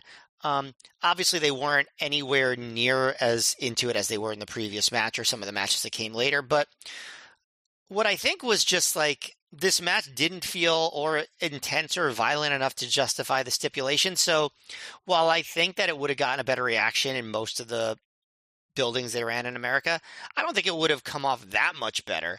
I think that both guys definitely took some big bumps. So I don't think they dogged it. But when you think of Fight Without Honor, you think of just like the most hate-filled, intense, bloody brawls that there are. And maybe that's bad. Like maybe that's incorrect because like some of the Fights Without Honor that I think of now that I think about it, like, oh, we're not that great, And like I'm trying to think of like, can you off the top of your head think of the best Fight Without Honor that we've reviewed so far? like I was say there's none that like comes to mind immediately, right? Like, here's the problem too. Like PWG, when they did the Guerrilla Warfare's match, they didn't do like a lot of big gimmick matches, and so that always stood out of like, oh, this is going to be a special thing. Where there are matches that like I would consider fights without honor, but they weren't. Like, yes, yeah, like yes, exactly. yeah, like the Colt Cabana Jimmy Jacobs match is not a fight without honor, Or but that shouldn't. yeah, Oh, or go on. Colt Cabana versus Homicide, or CM Punk in a steel against Dan Moff and BJ Whitmer, or obviously Cage of Death, They or did not protect the stip. They yeah, did not make it seem like fight without honor should have been like guerrilla warfare, where it's like, oh, this is going to be whenever we promote this, this is going to be the craziest match you see. And instead, it just meant no DQ in a promotion that did like no DQ and crazy gimmick matches fairly regularly. yeah. I think that the Danielson Morishima match that happens a year and a half after this is probably like peak fight without honor, but like. Up to this point, I think the fight without honor that they had most recently before this was Homicide against Steve Corino from the Bitter End, which we've already talked about that, like how bad that was. That was a fight without a lot of things. Yeah, exactly. So maybe I'm like overplaying how much of what a fight without honor should be. As it was, this was like a perfectly fairly good brawl, like in terms of, but it's not even doesn't even feel like that much of a brawl. Like they fight on the guardrail. Delirious bites him a little bit. They they end up Strong throws a couple of chairs in the ring. He doesn't really use them for a long time, but he does. I'd say in some of the crazier spots in the match, pick up a table at ringside and just chuck it at Delirious, which I do think like that's pretty devastating, and that gets a solid reaction. They put the chairs between the middle and bottom turnbuckle, and they take turns throwing them into that. I actually think when Strong does the like pick up Delirious by the arms and pendulum his head into the chair that's propped up in the corner, that's pretty crazy. And especially considering this is right after the Benoit incident, like I was like, wow, I have not seen that too much, and it's pretty good that I haven't. Well, Matt Roddick's trying to make the crowd forget, so and he's trying to make Delirious forget. Yeah, he probably did a better job making Delirious forget, actually. But then in this, that's with that same chair, Delirious does a panic attack into Roderick's head, almost like concertoing him against the chair and between his knee, right? Like they pull out a ladder, and Delirious hip tosses him into the ladder, which I thought was a good sequence. There was a spot where they bridge the ladder in the ring, and Delirious tries to suplex Strong onto the ladder bridge, but Strong brings him back into the ring, and hits a half Nelson backbreaker. And then eventually Strong goes for the Gibson driver, but Delirious bites his leg to escape, hits a couple big moves, and then they go out to the apron, and Strong picks him up and just drops him back first onto the ladder bridge, which we get a holy shit chant, which amuses the announcers way more than it should. They just were very tickled by the idea that the crowd was chanting holy shit. And then they transition into some, I'd say, some decent big moves at the end. They fight on top, and Delirious headbutts him off and hits the Shadows over Hell, and then Strong kicks out, and Delirious transitions right into the Cobra stretch, and Strong gets out of that, so Delirious hits a Cobra clutch suplex, but Strong pops up and hits the sick kick, and they keep brawling, and Delirious hits very sudden chemical imbalance too, and gets the pin. So the finish had a lot of big moves, but still felt a little bit anticlimactic to me. I think this match had big bumps, had big spots, but I still don't think the intensity really came across. But I would not blame the crowd for that. I think the crowd seemed willing to give this match a shot, and I just don't think they captured their imagination or attention enough to get it over to the degree that it got some of the best matches of the night got over. So before I give my thoughts, which I agree with you quite a bit, by the way, I looked up, now this might not be perfect because it's a wiki. I found a list of every official fight without honor that had happened before the one we're covering right now. So these are the fights without honor in chronological order. There were 8 before this. Low Key defeated versus Samoa Joe at the first Glory by Honor. The Carnage Crew versus the Texas Wrestling Academy of Don Juan Fast Eddie and Hot Stuff Hernandez at Retribution Round Robin Challenge 2 was the second ever fight without honor. So already gimmicks in the mud because like did that need that stiff? Anyway. Good match though. It was a good match. I remember. Then Trent Acid and Homicide at Wrestle Rave. Honestly, that was probably one of the best ones. Yeah, those were, and then they did the other one at Beating the Odds, their rematch. Those felt like fights without honor, should feel like. Then John Walters and Xavier at Final Battle 2003 with the ladder and all the craziness. Then Dan Moff and BJ Whitmer versus the Carnage Crew at Final Battle 2004 was a fight without honor. Low Key when Low Key and Jay Lethal wrestled at Glory by Honor 4, that was a fight without honor. Homicide and Steve Corino at the Bitter End was fight without honor. Nigel and Jimmy Ray at the 5th year festival finale in the UK was a fight without honor. That was a good one. Yeah. And the next fight without honor we will get after this is Respect is Earned 2, Roderick Strong and Eric Stevens. And then we get Bryan Danielson, Takeshi Morishima. Then HD Net, their 5th episode or 5th taping, gets a Delirious Jimmy Jacobs fight without honor. Eddie Kingston and Chris Hero get a fight without honor at Final Battle 2009, and El Generico and Kevin Steen fight without honor Final Battle 2010. So yeah, it's a real weird, like you made a great point. It's a real weird mix of like matches where you're like, that's really fitting, and matches where you're like, I don't know. I'm gonna look this up to see if that Eric Stevens, that Kevin Steen against El Generico match from Final Battle was a fight without honor. Because I seem to remember it being like a non-sanctioned lights out match. Like, yeah, it is a wiki, so your mileage, I guess it was considered fight without. I'm not sure. According to Wikipedia, it was a fight without honor. I thought unsanctioned meant something different, but I'll allow it. I guess I was wrong. Doesn't that show how muddled the gimmick is, though? Again, to your point, it's just something they could have protected a little bit better and made special. But I felt like this match was disappointing when you consider it was deep in a feud, had the big fight without honor, no DQ stiff, and took place on what should be a big show in Japan. I think you said it best at the end of your review, where you were like, it had the bumps, but maybe not the emotion, or a few times during this match, phrases like going through the motions popped into my head. But the weird thing is that often when I think those things when I watch a match, I feel like they're low effort. This didn't feel low effort to me. I don't think they were going through the motions because they did definitely put in a lot of their blood, sweat, and tears into, or at least the sweat and the tears into this match. Yeah.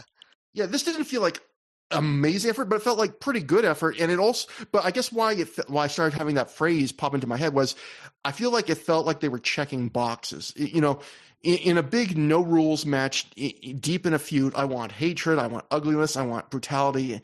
And this match didn't really have that. This match felt like two guys checking boxes to do just enough to justify it being a fight without honor. So like, okay, we'll start the match wrestling at ringside for a few minutes. Okay, we'll do a few spots with chairs and a couple spots with a ladder, and then we'll hit some finishers, and that should be enough. And you know what? It kind of is enough to feel like, okay, that's a no DQ match. You did enough. But it doesn't feel like how you'd want it to feel. We had just seen matches like the one we just mentioned, the Jimmy Jacobs Colt Cabana Chicago street fight, which was filled with blood and violence and clearly a lot of mental effort about how to make good on the stip and different things. And I don't think every no DQ match can or should be that wild, but maybe every no DQ match should be closer to that than this was. Maybe they should be a little more hate-filled and crazy, but the crowd directions, like you were saying, they were interesting too for me. They were very quiet. To me, I felt like they were very quiet, but whenever Roddy did something really cool, they got real impressed by that and loud for that. Like, so when Roddy just hurls Delirious into the ring post, or when he throws the table at him, you could tell, oh, we think that's really cool. Like they're not being polite. That's like, ooh, that's awesome. And when Roddy, like you mentioned that move where Roddy basically wedges the chair between the bottom two turnbuckles, and then he pendulum swings his opponent's head into it, which he's done, I think, once or twice before here. I would say it's an inventive, neat spot in theory, but I feel like it's a bad spot because the crowd really dug it. They even booed when he stopped doing it. But it's a spot where I feel like you either do it safely and your opponent's head slowly and lightly hits the chair and it looks bad, or you do it dangerously and it looks good, but then you're hitting your opponent hard into a chair with holding their arms so they can't defend themselves. And so I feel like this time Roddy did it pretty safely. So to me, it looked pretty slow, even though the crowd liked it. But I feel like it's almost like that washing machine move from from the SAT, where whenever they hit that move, it looked awesome, but it clearly hurt somebody. Where it's like there's no good result for this move, because if you do it right, it's going to hurt somebody. So I did like them putting the ladder between the guardrail and the ring and having Delirious take the bump on it like he did after the match against Roddy at Respect Is Earned. And I like that Roddy rolls him in the ring and Delirious kicks out of that. That's a nice little moment of a babyface overcoming something that laid him out in the past.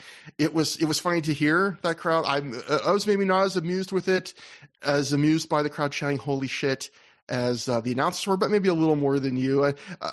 I appreciate that some of these fans really, they wanted to be Ring of Honor fans. They want to give the authentic Ring of Honor experience to the wrestlers. And I like the end where, Delirious does he broke up the Cobra Clutch suplex, which he always does the Cobra Clutch as a submission finisher, but he doesn't often do the Cobra Clutch suplex, and I really like that. And Roddy basically no sells it and 90s All Japan style, immediately pops to his feet, does a sick kick, and then goes down. And that's stupid, but it was stupid in a way that's a big dumb, like turn your brain off and enjoy it kind of way. Sometimes spots like that really annoy me, and sometimes I can just roll with them. I don't know why I can sometimes and why I can't. I thought this was good. I thought this was like a flat 3 stars, which for some wrestlers in some places on some cards, that's a win. For these guys in this match on this night, I felt like was a bit of a disappointment. Yeah, I'd say for a big match in ROH, that's never a win. Yeah. The fans did get the full Delirious experience, because he walked the entire way to the ring on his knees, and then at one point when he's on the floor, he grabs a ringside fan's T-shirt as he asks for help, and then he later attacks a fan with Strong with one of a fan's drinks. So he was not being extra dainty around Japanese fans. He was giving them the full Delirious experience. So we then go to Nigel McGuinness sitting backstage. Nigel says he can say all the cliches in the world, but in a few hours, he's going to take on Morishima in ROH's first show in Japan. He calls that huge, and he notes that he took Morishima to the limit the last time they wrestled. Nigel mentions how in an interview on that show, though, he vowed to stop just having great matches and to start winning great matches. And Nigel says, he hasn't done that since he said that. He hasn't made good on that. Nigel says that would make you think that loss he had on that night, that he doesn't have a chance tonight. But in a recent tag match, he hit his jawbreaker lariat on Morishima and pinned him. And that tells Nigel that he can do it again. And that's all he needs to know. He says, to be a winner, you don't always have to win. Winners are simply people who never give up. Every dog has their day, and this is going to be his. I thought this was trying to kind of copy the energy of that really serious downcast promo he did he referenced on that show. He referenced in this promo. I think this wasn't as good as that, but what I did really like about it was the idea that he didn't just ignore the fact that he had said on that show, I'm going to start winning big matches, and then he hasn't since then. I like that he kind of tied that in and used that tag win to try and justify like why he still has hope, because that's the thing wrestlers do sometimes. That happens all the time in wrestling, right? Where a wrestler makes a big boast, they don't live up to it, and then they just forget about it. I like that he remembered that he failed. Someone who takes their character seriously and is like really locked into their career and stuff, like they're going to pay attention to those level of details that maybe no one else will about their own character. And yeah, I mean, it shows Nigel was doing really well that year. Like he was locked in and he understood what he needed to do. And I think that's a good piece of evidence of that fact. And that brings us to the semi-main event. Naomichi Marufuji and the Briscoes defeated Atsushi Aoki, Matt Sydal, and Ricky Marvin in 22 minutes, 39 seconds when Jay Briscoe pinned Sydal after a springboard doomsday device. So this was originally supposed to be the match with Kenta in it. Kenta was supposed to be in Aoki's spot, but Kenta got injured the night before at the Noah TR ending show. He came out on this show, and that does not make the DVD, but apparently I think it was during intermission. Kenta comes out and tells the fans, like, I can't work the shows this week. This double shot, I'm sorry, I wanted to. So Atsushi Aoki had only been wrestling for a year and a half at this point, but he had already won the 2006 Wrestling Observer Awards vote for Rookie of the Year. And I went and looked that up, and Dave actually said it looks like Aoki could be the next Noah's next Kenta or Marufuji. So people were super high on him at this point. You know who finished a distant second in votes to Aoki that year for Rookie of the Year? Some guy named Cody Reynolds. I don't know whatever happened to him, but and honestly, most of the other people on that list were not notable. So there wasn't many people. So Aoki would spend a bunch of years in Noah, and then he transitioned to All Japan for a few years before he tragically died in a motorcycle accident in 2019 at the age of 41. Ricky Marvin, meanwhile, was a luchador who was still working today and only in his mid-40s even today. But at this time, he was in the middle of a decade-plus run as a regular in Noah. And I would say at this point, I remember Marvin was a real internet favorite, like a big message board favorite of, oh, look, you got to see this guy. He's so cool. And 2 years after this, he'd have a match in Noah that some people would call the greatest 2-minute match in wrestling history against Kenta. I rewatched that when I remembered that. I would say it might be the greatest 2-minute match in wrestling history. I would say that maybe that oversell my expectations were maybe a little high, but you know what? It's fucking great for 2 minutes. Like it is. If you haven't seen that match, look it up. It is basically like, imagine a fantastic 22-minute Kenta match. Imagine if they said, we're going to start the match with the last 2 minutes, because that's what they do. It's kind of crazy. But so yeah, Marvin would come back to ROH for 2 singles matches in 2013, but sadly, this is all we're going to see from him and through the years, because we ain't making it to 2013 ROH. The first few minutes of this match, we get a lot of quick tags, a lot of action, but it is in that slightly numbing way we've talked about in a lot of Briscoe matches of this era, and I was like, oh no. But then Aoki plays face in peril for a long time, and I felt once he started playing face in peril, I felt that gave this match a nice little pop of structure. I feel like Aoki did a pretty good job of taking the beatdown, particularly when he's in a couple submissions. I thought he did a good job of selling and really clawing to the ropes. I also liked at one point him screaming out in frustration as he kicked out, because it wasn't a scream of kicking out like I'm so angry. It was almost like I'm going to Hulk up now. It was a kick out of like, you're kicking my ass and I'm pissed off that I don't have it in me right now to take the tide. Like, I'm in the middle of getting my ass kicked and I know it's not going to end in the next second. So I'm just like frustrated. And I thought that was a really cool little emotional moment from him, from a relative rookie to the business. And then he makes the hot tag, and we get another Briscoe's trope of this era, which is the good Briscoe's trope, which is the great stretch run of a match where it's in a really high gear. And it's just from that hot tag on, it is just, this match is just cool people doing cool shit for the rest of the way.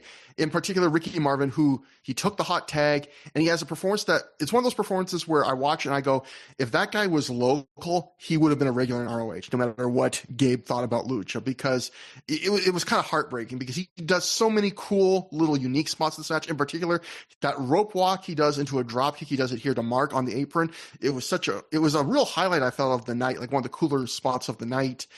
It's the kind of match I occasionally talk about where I say the highlights are highlights, as in some matches, if I made a 5-minute highlight package of the coolest spots, I couldn't get across the experience. I'd be like, you'll see some cool stuff in this highlight package, but you won't really know how good the match is, because a lot of it was the small moments and the intangibles in the story and whatever. You know, you'd miss the atmosphere and the storytelling in a highlight package.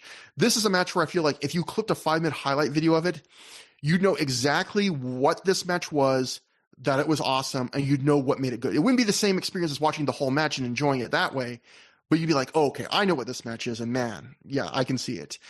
There are so many fun moments. I did even enjoy smaller details, like I felt like Mark Briscoe threw some of the best punches and through the years history out of nowhere. They looked really good. Or Jay got even extra height on what is already normally, I would say, one of the most underrated drop kicks in the modern era of pro wrestling. I also liked that the Briscoes and Marufuji, they really acted like a unit. They did some triple teams, like that triple running boot and drop kick spot. Normally it's just the Briscoes, but Marufuji like teamed up and threw a drop kick in with their dual running boots.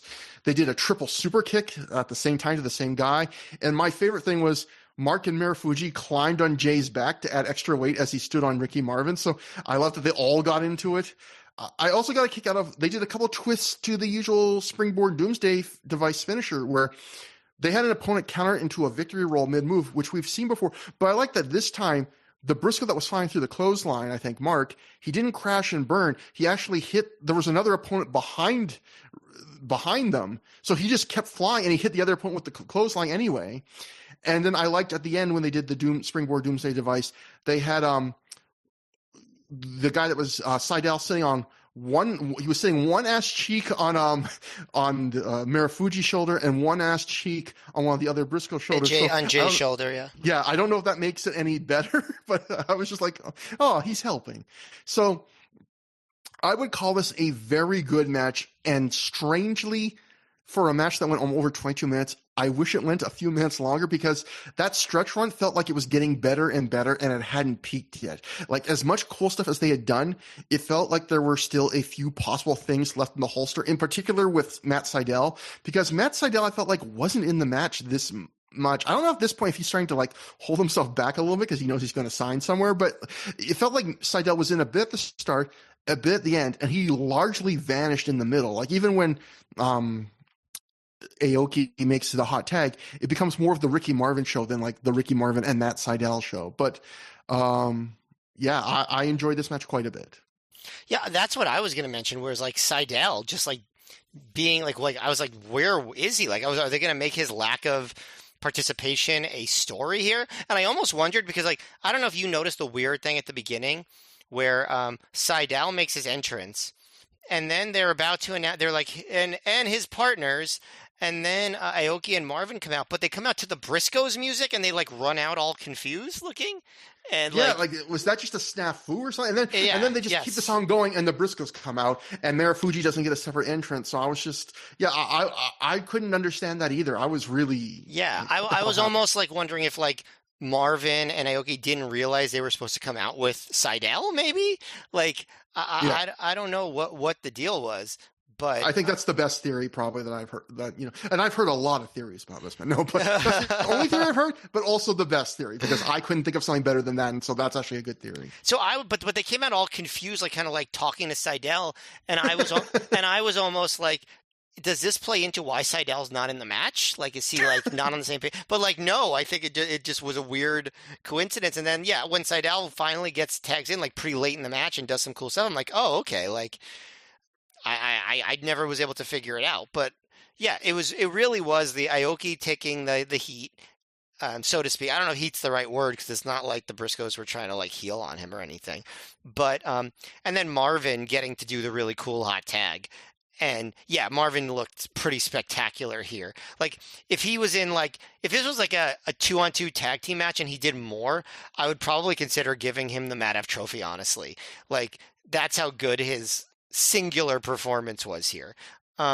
Which, you know, if you're considered for the Madoff trophy, you know, that's something pretty special. But yeah, I maybe didn't like this quite as much as you because I think it just maybe didn't feel like it. You know, maybe the crowd like didn't get to that like high level that makes these matches feel really special. But like I liked it a lot. Like, and I like you was like, oh no, are we gonna like not have a heat segment? Or are they just gonna like tag in, tag out, tag in, and tag out? And like I'm glad that somebody reined in the Briscoes enough to say like, no, you got to get the heat on Aoki for a while, and then we'll get into the big high spot sequence. Yeah, and who's to say if Kenta doesn't get hurt and Aoki replaces him, maybe without a rookie in there, maybe they decide, let's go, like no one's going to be the face in peril. But with Aoki, maybe they were like, well, rookies are supposed to take a beating.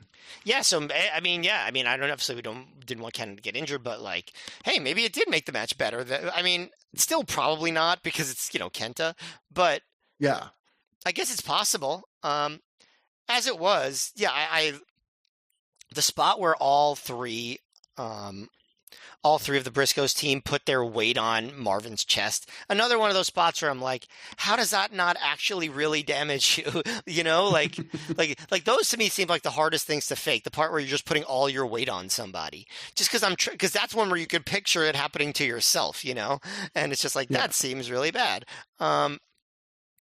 But yeah, no, this was a really fun match. They came up with some really fun sequences. Marvin really impressed. Sydal looked good in the parts that he was in. The Briscoes were great. Yeah, I would say this was like a really good B plus performance by everybody, and like so this was a B plus match, which would be just below great. So I guess we're on the same page in the end. And again, I was impressed considering that the Briscoes and Marvin had wrestled for half an hour the night before. Sure, I mean, true, wrestlers yeah, work a lot. That's good too. sure, And sure. I'm just sort of like reviewing the match on its no, own, no, but no. yes, you're right. Yeah, and that doesn't change what the match is because there's always I think that's an important distinction too, which is a lot of times when a match isn't as good as you want to be, there's a reason. A wrestler could be sick or something, but that doesn't, as the home viewer, that doesn't mean the match is better. It just means there's maybe a reason. I'm not even saying that's necessarily a reason, but I mean, the Briscoes are workhorses though because they end up working 2 matches the next night on the Osaka show, and so those guys are crazy. They'll work 8 matches a night, but I feel like Mark still would. it is insane how hard he's going at his age. Yeah. You know what was also funny before the match? It's one of those moments we've talked about the crowd where you're like, oh, I wonder how loud this crowd is just going. Maybe there's like a ceiling, and then sometimes you see that moment in a show where you're like, oh, I thought maybe there was a ceiling, and clearly there's a lot higher ceiling that they just haven't had a reason to get to yet. I would say maybe the biggest pop on this entire show, at least to this point, was before this match starts. Marufuji takes off his t-shirt and threatens to throw it in the crowd. He's playing the different sides of the crowd against each other before he throws it. I think Naomuchi Marufuji's t-shirt might have been the most over thing on the show so far. Like that crowd really wanted his t-shirt. And someone got it. So, before the main event, Bobby Cruz thanks the crowd for being a part of their Japanese debut and says arigato, which gets an ROH chant from the crowd. It is interesting who they decided to bring in and who they didn't, because there clearly was a divine like we're not putting Rebecca Bayless in to interview Ricky Marvin, which is completely understandable. But they did fly in Bobby Cruz.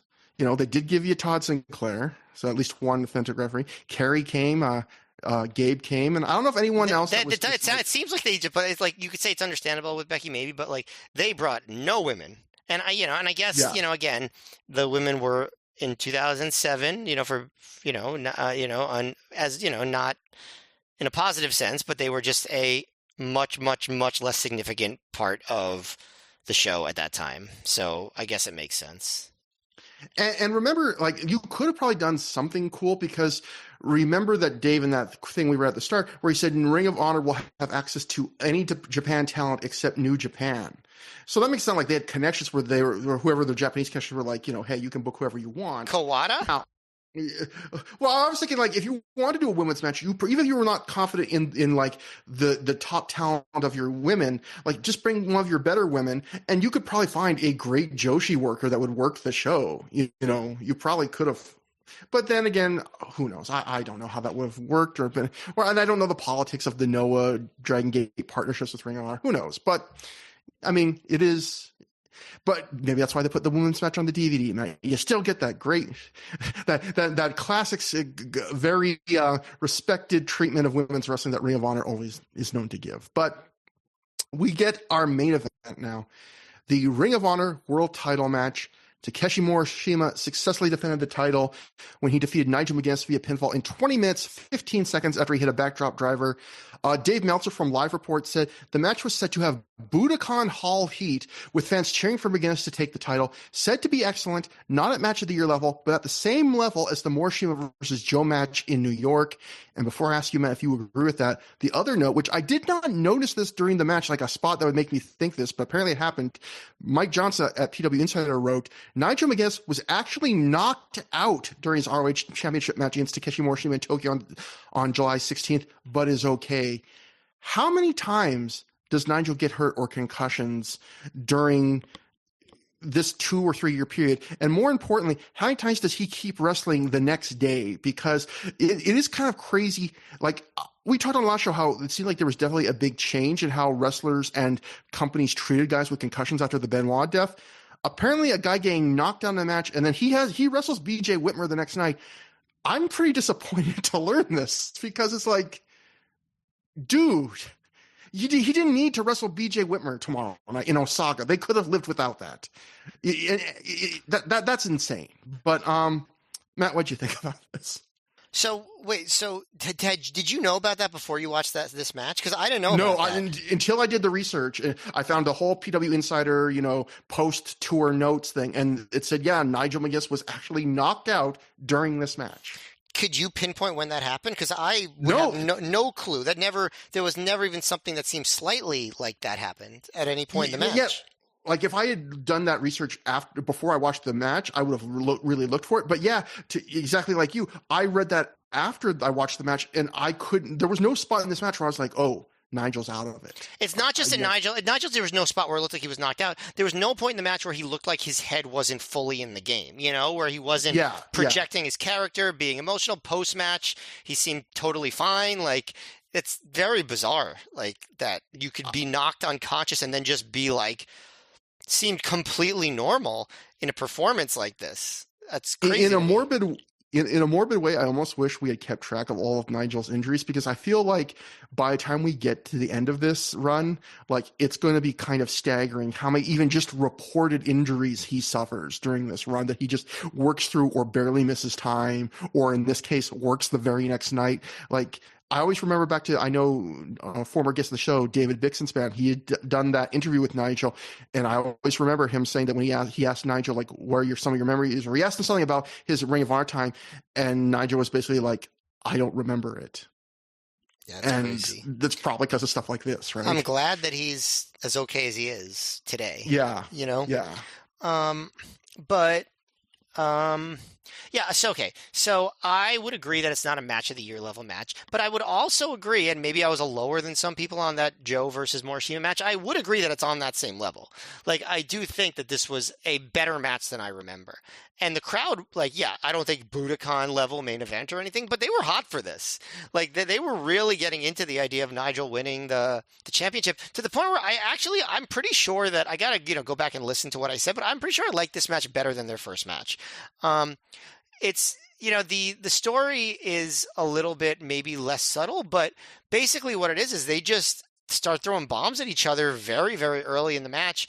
And I'd say this is one of those matches where it looks like they're building to the finish a good 10, 12 minutes before they actually get to the finish, because they don't really have a ton of slow points. Like, there's a spot where Morishima puts like a sleeper slash chin lock on Nigel, but really most of the match is like they're fighting in the ring, they're blocking big moves, they're knocking each other to the floor, they're throwing each other into the guardrail. Nigel's doing lariats pretty early. Um, Nigel hits a big crossbody to the floor pretty early in the match. They there's Nigel actually avoids the cartwheel avalanche so he could do his kick and elbow combo to Morishima in the corner. Um, Nigel hits a few combos and gets a lariat pretty early. Morishima counters the headstand with a big boot and a lariat of his own. Um, there's a spot where Morishima goes up, but Nigel catches him in a Tower of London pretty early, and then the momentum just keeps shifting back. It's almost like a Briscoes match. Like, nobody is in command for too long. There's a spot early where, well, not even early, but like middle of the match, where Morishima blocks a jawbreaker lariat and hits a backdrop driver, and both guys are down, and that's when we get like a "Let's go Nigel" chant, and the crowd, from that point on, the crowd's just like really, really into McGuinness winning the title. The Nigel gets a sunset flip attempt. He avoids Morishima dropping his butt on him and super kicks Morishima 3 times, but Morishima blocks a fourth one and hits a clothesline. There's a spot where Morishima goes for a backdrop driver off the top rope, but Nigel moves him into that like straddling the ropes position and hits a really good lariat from that position. And the crowd pops big for that kick out. One sloppy part of the match, Nigel does a Tower of London onto the apron, and he kind of loses Morishima, and they just both kind of splat to the floor. So that was a little bit, not perfect, but the crowd still reacted as they should have. They get back in the ring, and Morishima takes him back to the apron, and he goes for a backdrop driver, but instead Morishima just hits a sidewalk slam all the way off the apron to the floor, which seems like it had to suck. I was trying to think, like, maybe that's when Nigel got knocked out. I feel like it would knock me out, you know. And this is the spot also where back in the ring, Morishima starts clubbing away at Nigel, and he shoves Sinclair out of the way, and the crowd boos him. And I was just thinking, like, man, that it really proves this is Japan and not the U.S. because the crowd definitely cheers every time that happens in America. Um, and that's when McGuinness kicks out of another backdrop driver. Um, the crowd's really cheering Nigel on, hitting two lariats. Morishima stays on his feet. Hip attacks Nigel, who goes right into the jawbreaker lariat for a really good near fall. Um, Nigel goes for another jawbreaker, but Morishima goes for a backdrop driver, which Nigel reverses into a small package, which we don't see Nigel do too much. And then they trade shots in the middle. Nigel hits a lariat. Morishima hits one of his own. Then Morishima hits a running lariat, gets a 2 count, and then immediately gets the backdrop driver for the win. It was just like one of those matches where they just threw bombs at each other almost the whole time. So like the story, like I said, wasn't complex or deep. It didn't like work you into an emotional frenzy, but it did get the crowd into a pretty good frenzy by the end. They really wanted Nigel to win, and you could tell they were really putting their hearts into the match. Like they definitely treated this like a big match, the crowd and the wrestlers. So like it was a pretty simple match, but like very hardly worked, not hardly, they're intensely worked, I would say. Very entertaining, hard hitting, exciting. So not a top tier ROH title match or anything, but a very good one that was, yeah, I think better than I remembered. I think Morishima is really coming into his own as champion here. His matches don't really have the little slow points that they were having for a while in some of the earlier matches we reviewed. And he has a bunch of good matches this summer, and this, I guess, would be the first one of them. I liked it a lot. This was a rematch between two guys who I think are very talented, but are both somewhat patterned at this stage of their careers. Like in ROH, Morishima has his act down, and I feel like he varies it as much as if his opponent gives him reason to vary it. And Nigel at this time was fully in his Lariat and Tower of London spam era. And so a lot of this match, I had zero problem with what they did. It was mostly very well done, but there was a sense that I had seen a lot of it before. But at the same time, the differences that were there popped out more to me because of that. So first, like the first difference was the novelty of the atmosphere. Like right from the ring introductions, there were a few fans booing Morishima, which really interested me. That like before the match even starts, they didn't have to work it. There were some fans that were already like, "We're gonna boo you," and those boos grew throughout the match to like even right as it started. It was clear that the majority of the crowd, I would say, was pulling for Nigel, but I could still always hear a couple fans chanting for Morishima. But in those final minutes of the match, the crowd's genuinely hot, like going to what you were talking about, where I feel like they were emotionally invested. They weren't just doing it the way Dave was saying. Some of the reactions were because the crowd was doing what they thought a crowd should do for ROH or in an American crowd. I felt like, no, they wanted to see Nigel win. They were hoping they were going to see a title change and that Nigel was going to beat Morishima. And I would say those final minutes are like the hottest the crowd had been the entire show, with the possible exception of Marufuji's t-shirt. And they were really into the near falls. They were really into seeing Nigel win. So that was interesting. I don't know how much that says about Noah fans' relationship to Morishima at this point in time versus how much it was of them just being into ROH and wanting to see a title change and wanting to cheer on the guy they don't get to see as often. But it was one of the major takeaways I had from the match. The other big difference, the new thing that popped out to me was, while most of the spots stayed the same, and you talked about this as being like just a match about throwing bombs, and I do agree.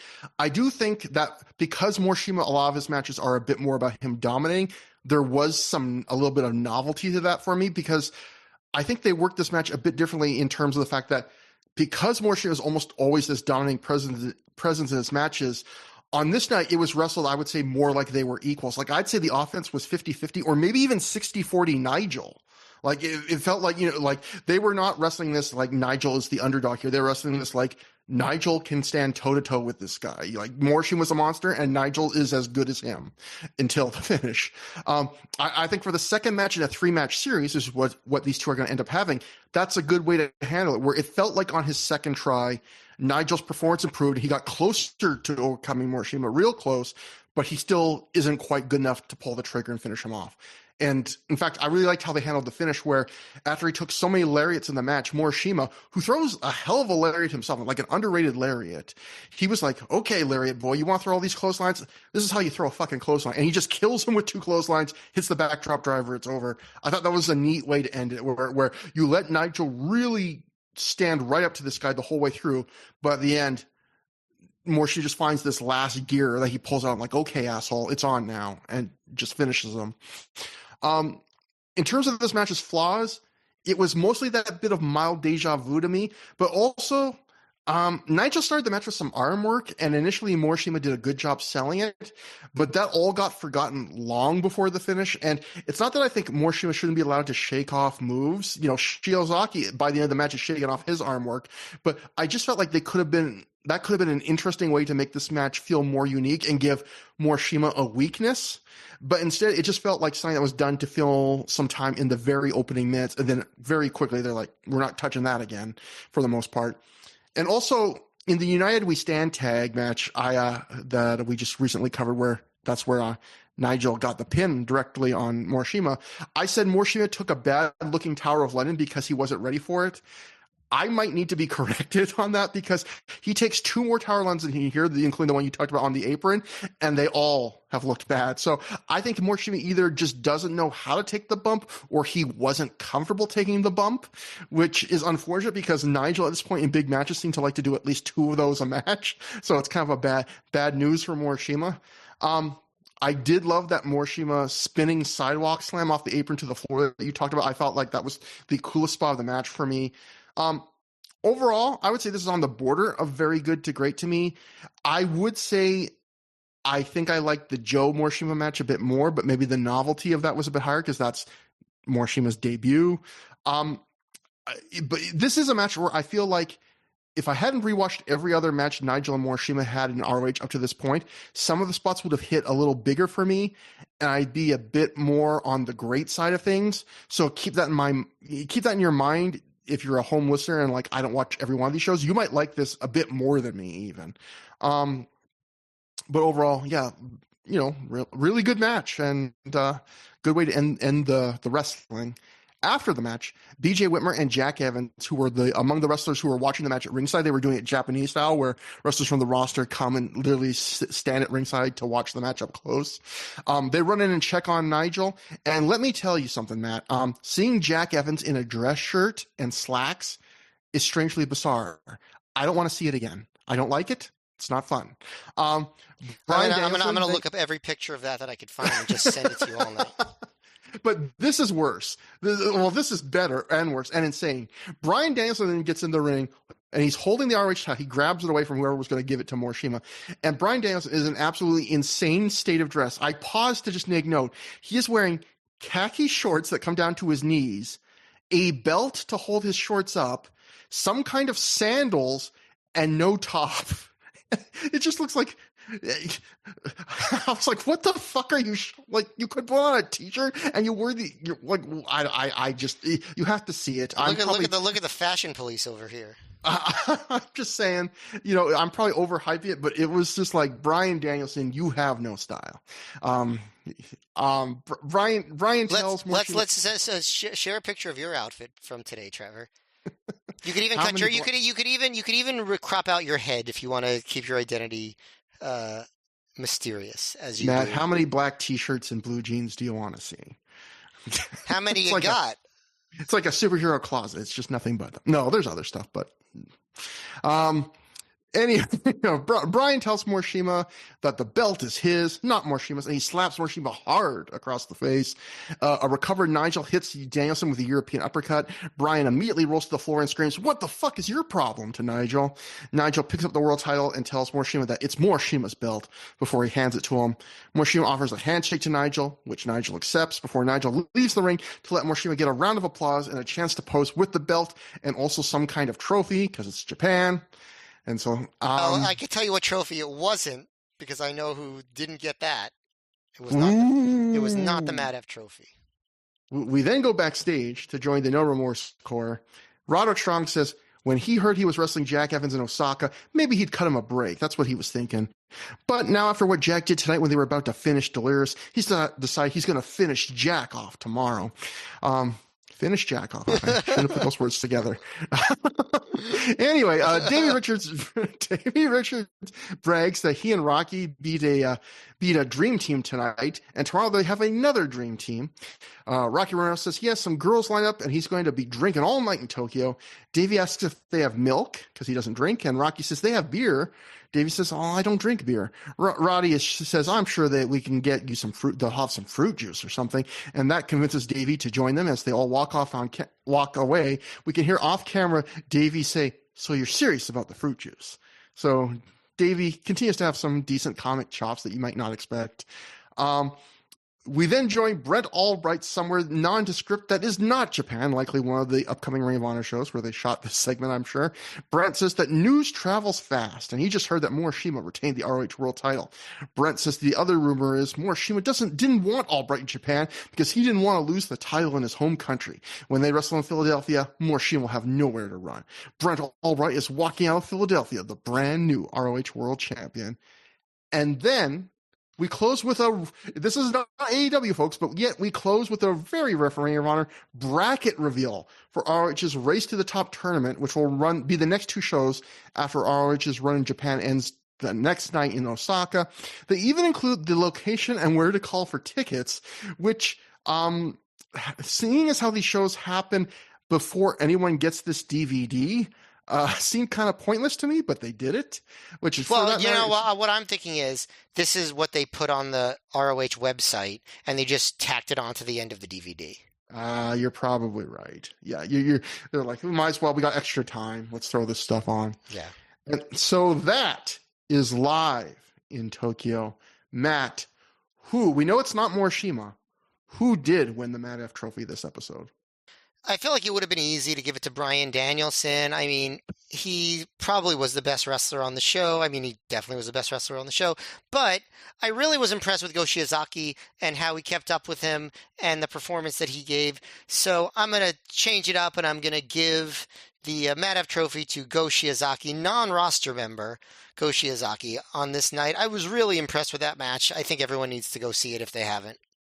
And kudos to Go. He probably needs a little uplift because he and Noah parted ways with him, and now he's showed up in All Japan. So this might give him a bit of momentum as he starts his new run in All Japan to be like, if they could announce him as the Matt F. Trophy winner, then I think that's going to help him out a bit. I agree.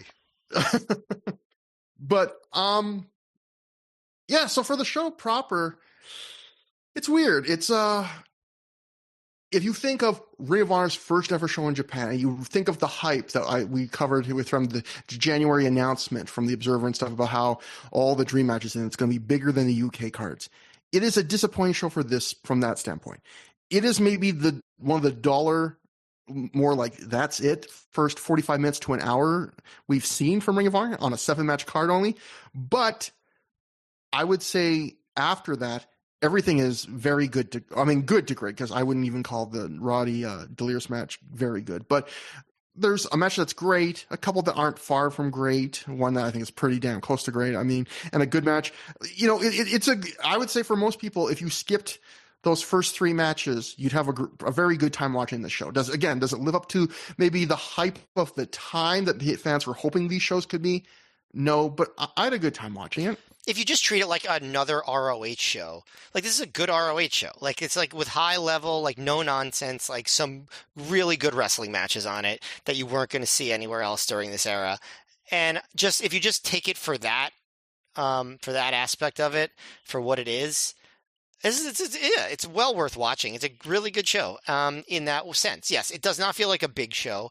It feels like more closer to a B show than an A show. And, but like, again, like just, it's bare bones, got some wrestling matches, and they're good matches. So I think that this is probably what you want from Ring of Honor. So, and plus I would say one must-see match and a couple others that are not super far from that. So yeah, good stuff, I think, even if it's not the most dynamic show you're ever going to watch. It's not a big show, but it's at least a Paul White. So, hey, boom! Oh, God. Anyway, you know when I do a joke like that, it's time to go. So for plugs, throughtheyears@gmail.com. THROH is how you spell through, just the same way you found the podcast. At Trevor Dame on Twitter. At Mayor MGF on Twitter. We're also on Blue Sky under similar names. You should be able to find us. No one wants to pretend to be us. Well, I shouldn't say that. Someone tried once. But anyway, next time on the show, we will be covering the second half of the Japan double shot live in Osaka. It has maybe less intriguing big matches, but we do get Roderick Strong versus Jack Evans in what I think is a no DQ match, but not a fight without honors to again show how confusing this shit fucking is. We get Bryan Danielson teaming up with Marufuji and Shima in like a big three guys 6-man tag. The Briscoes pull double duty. Nigel McGuinness has a match he probably shouldn't have, apparently, after getting knocked out during a match less than 24 hours before. It is also one of the shortest Ring of Honor shows, so it should be a breeze if you want to watch it with us. But it should be fun. It'll be interesting to talk about. So until then, until next time, have a good time. Have a great time.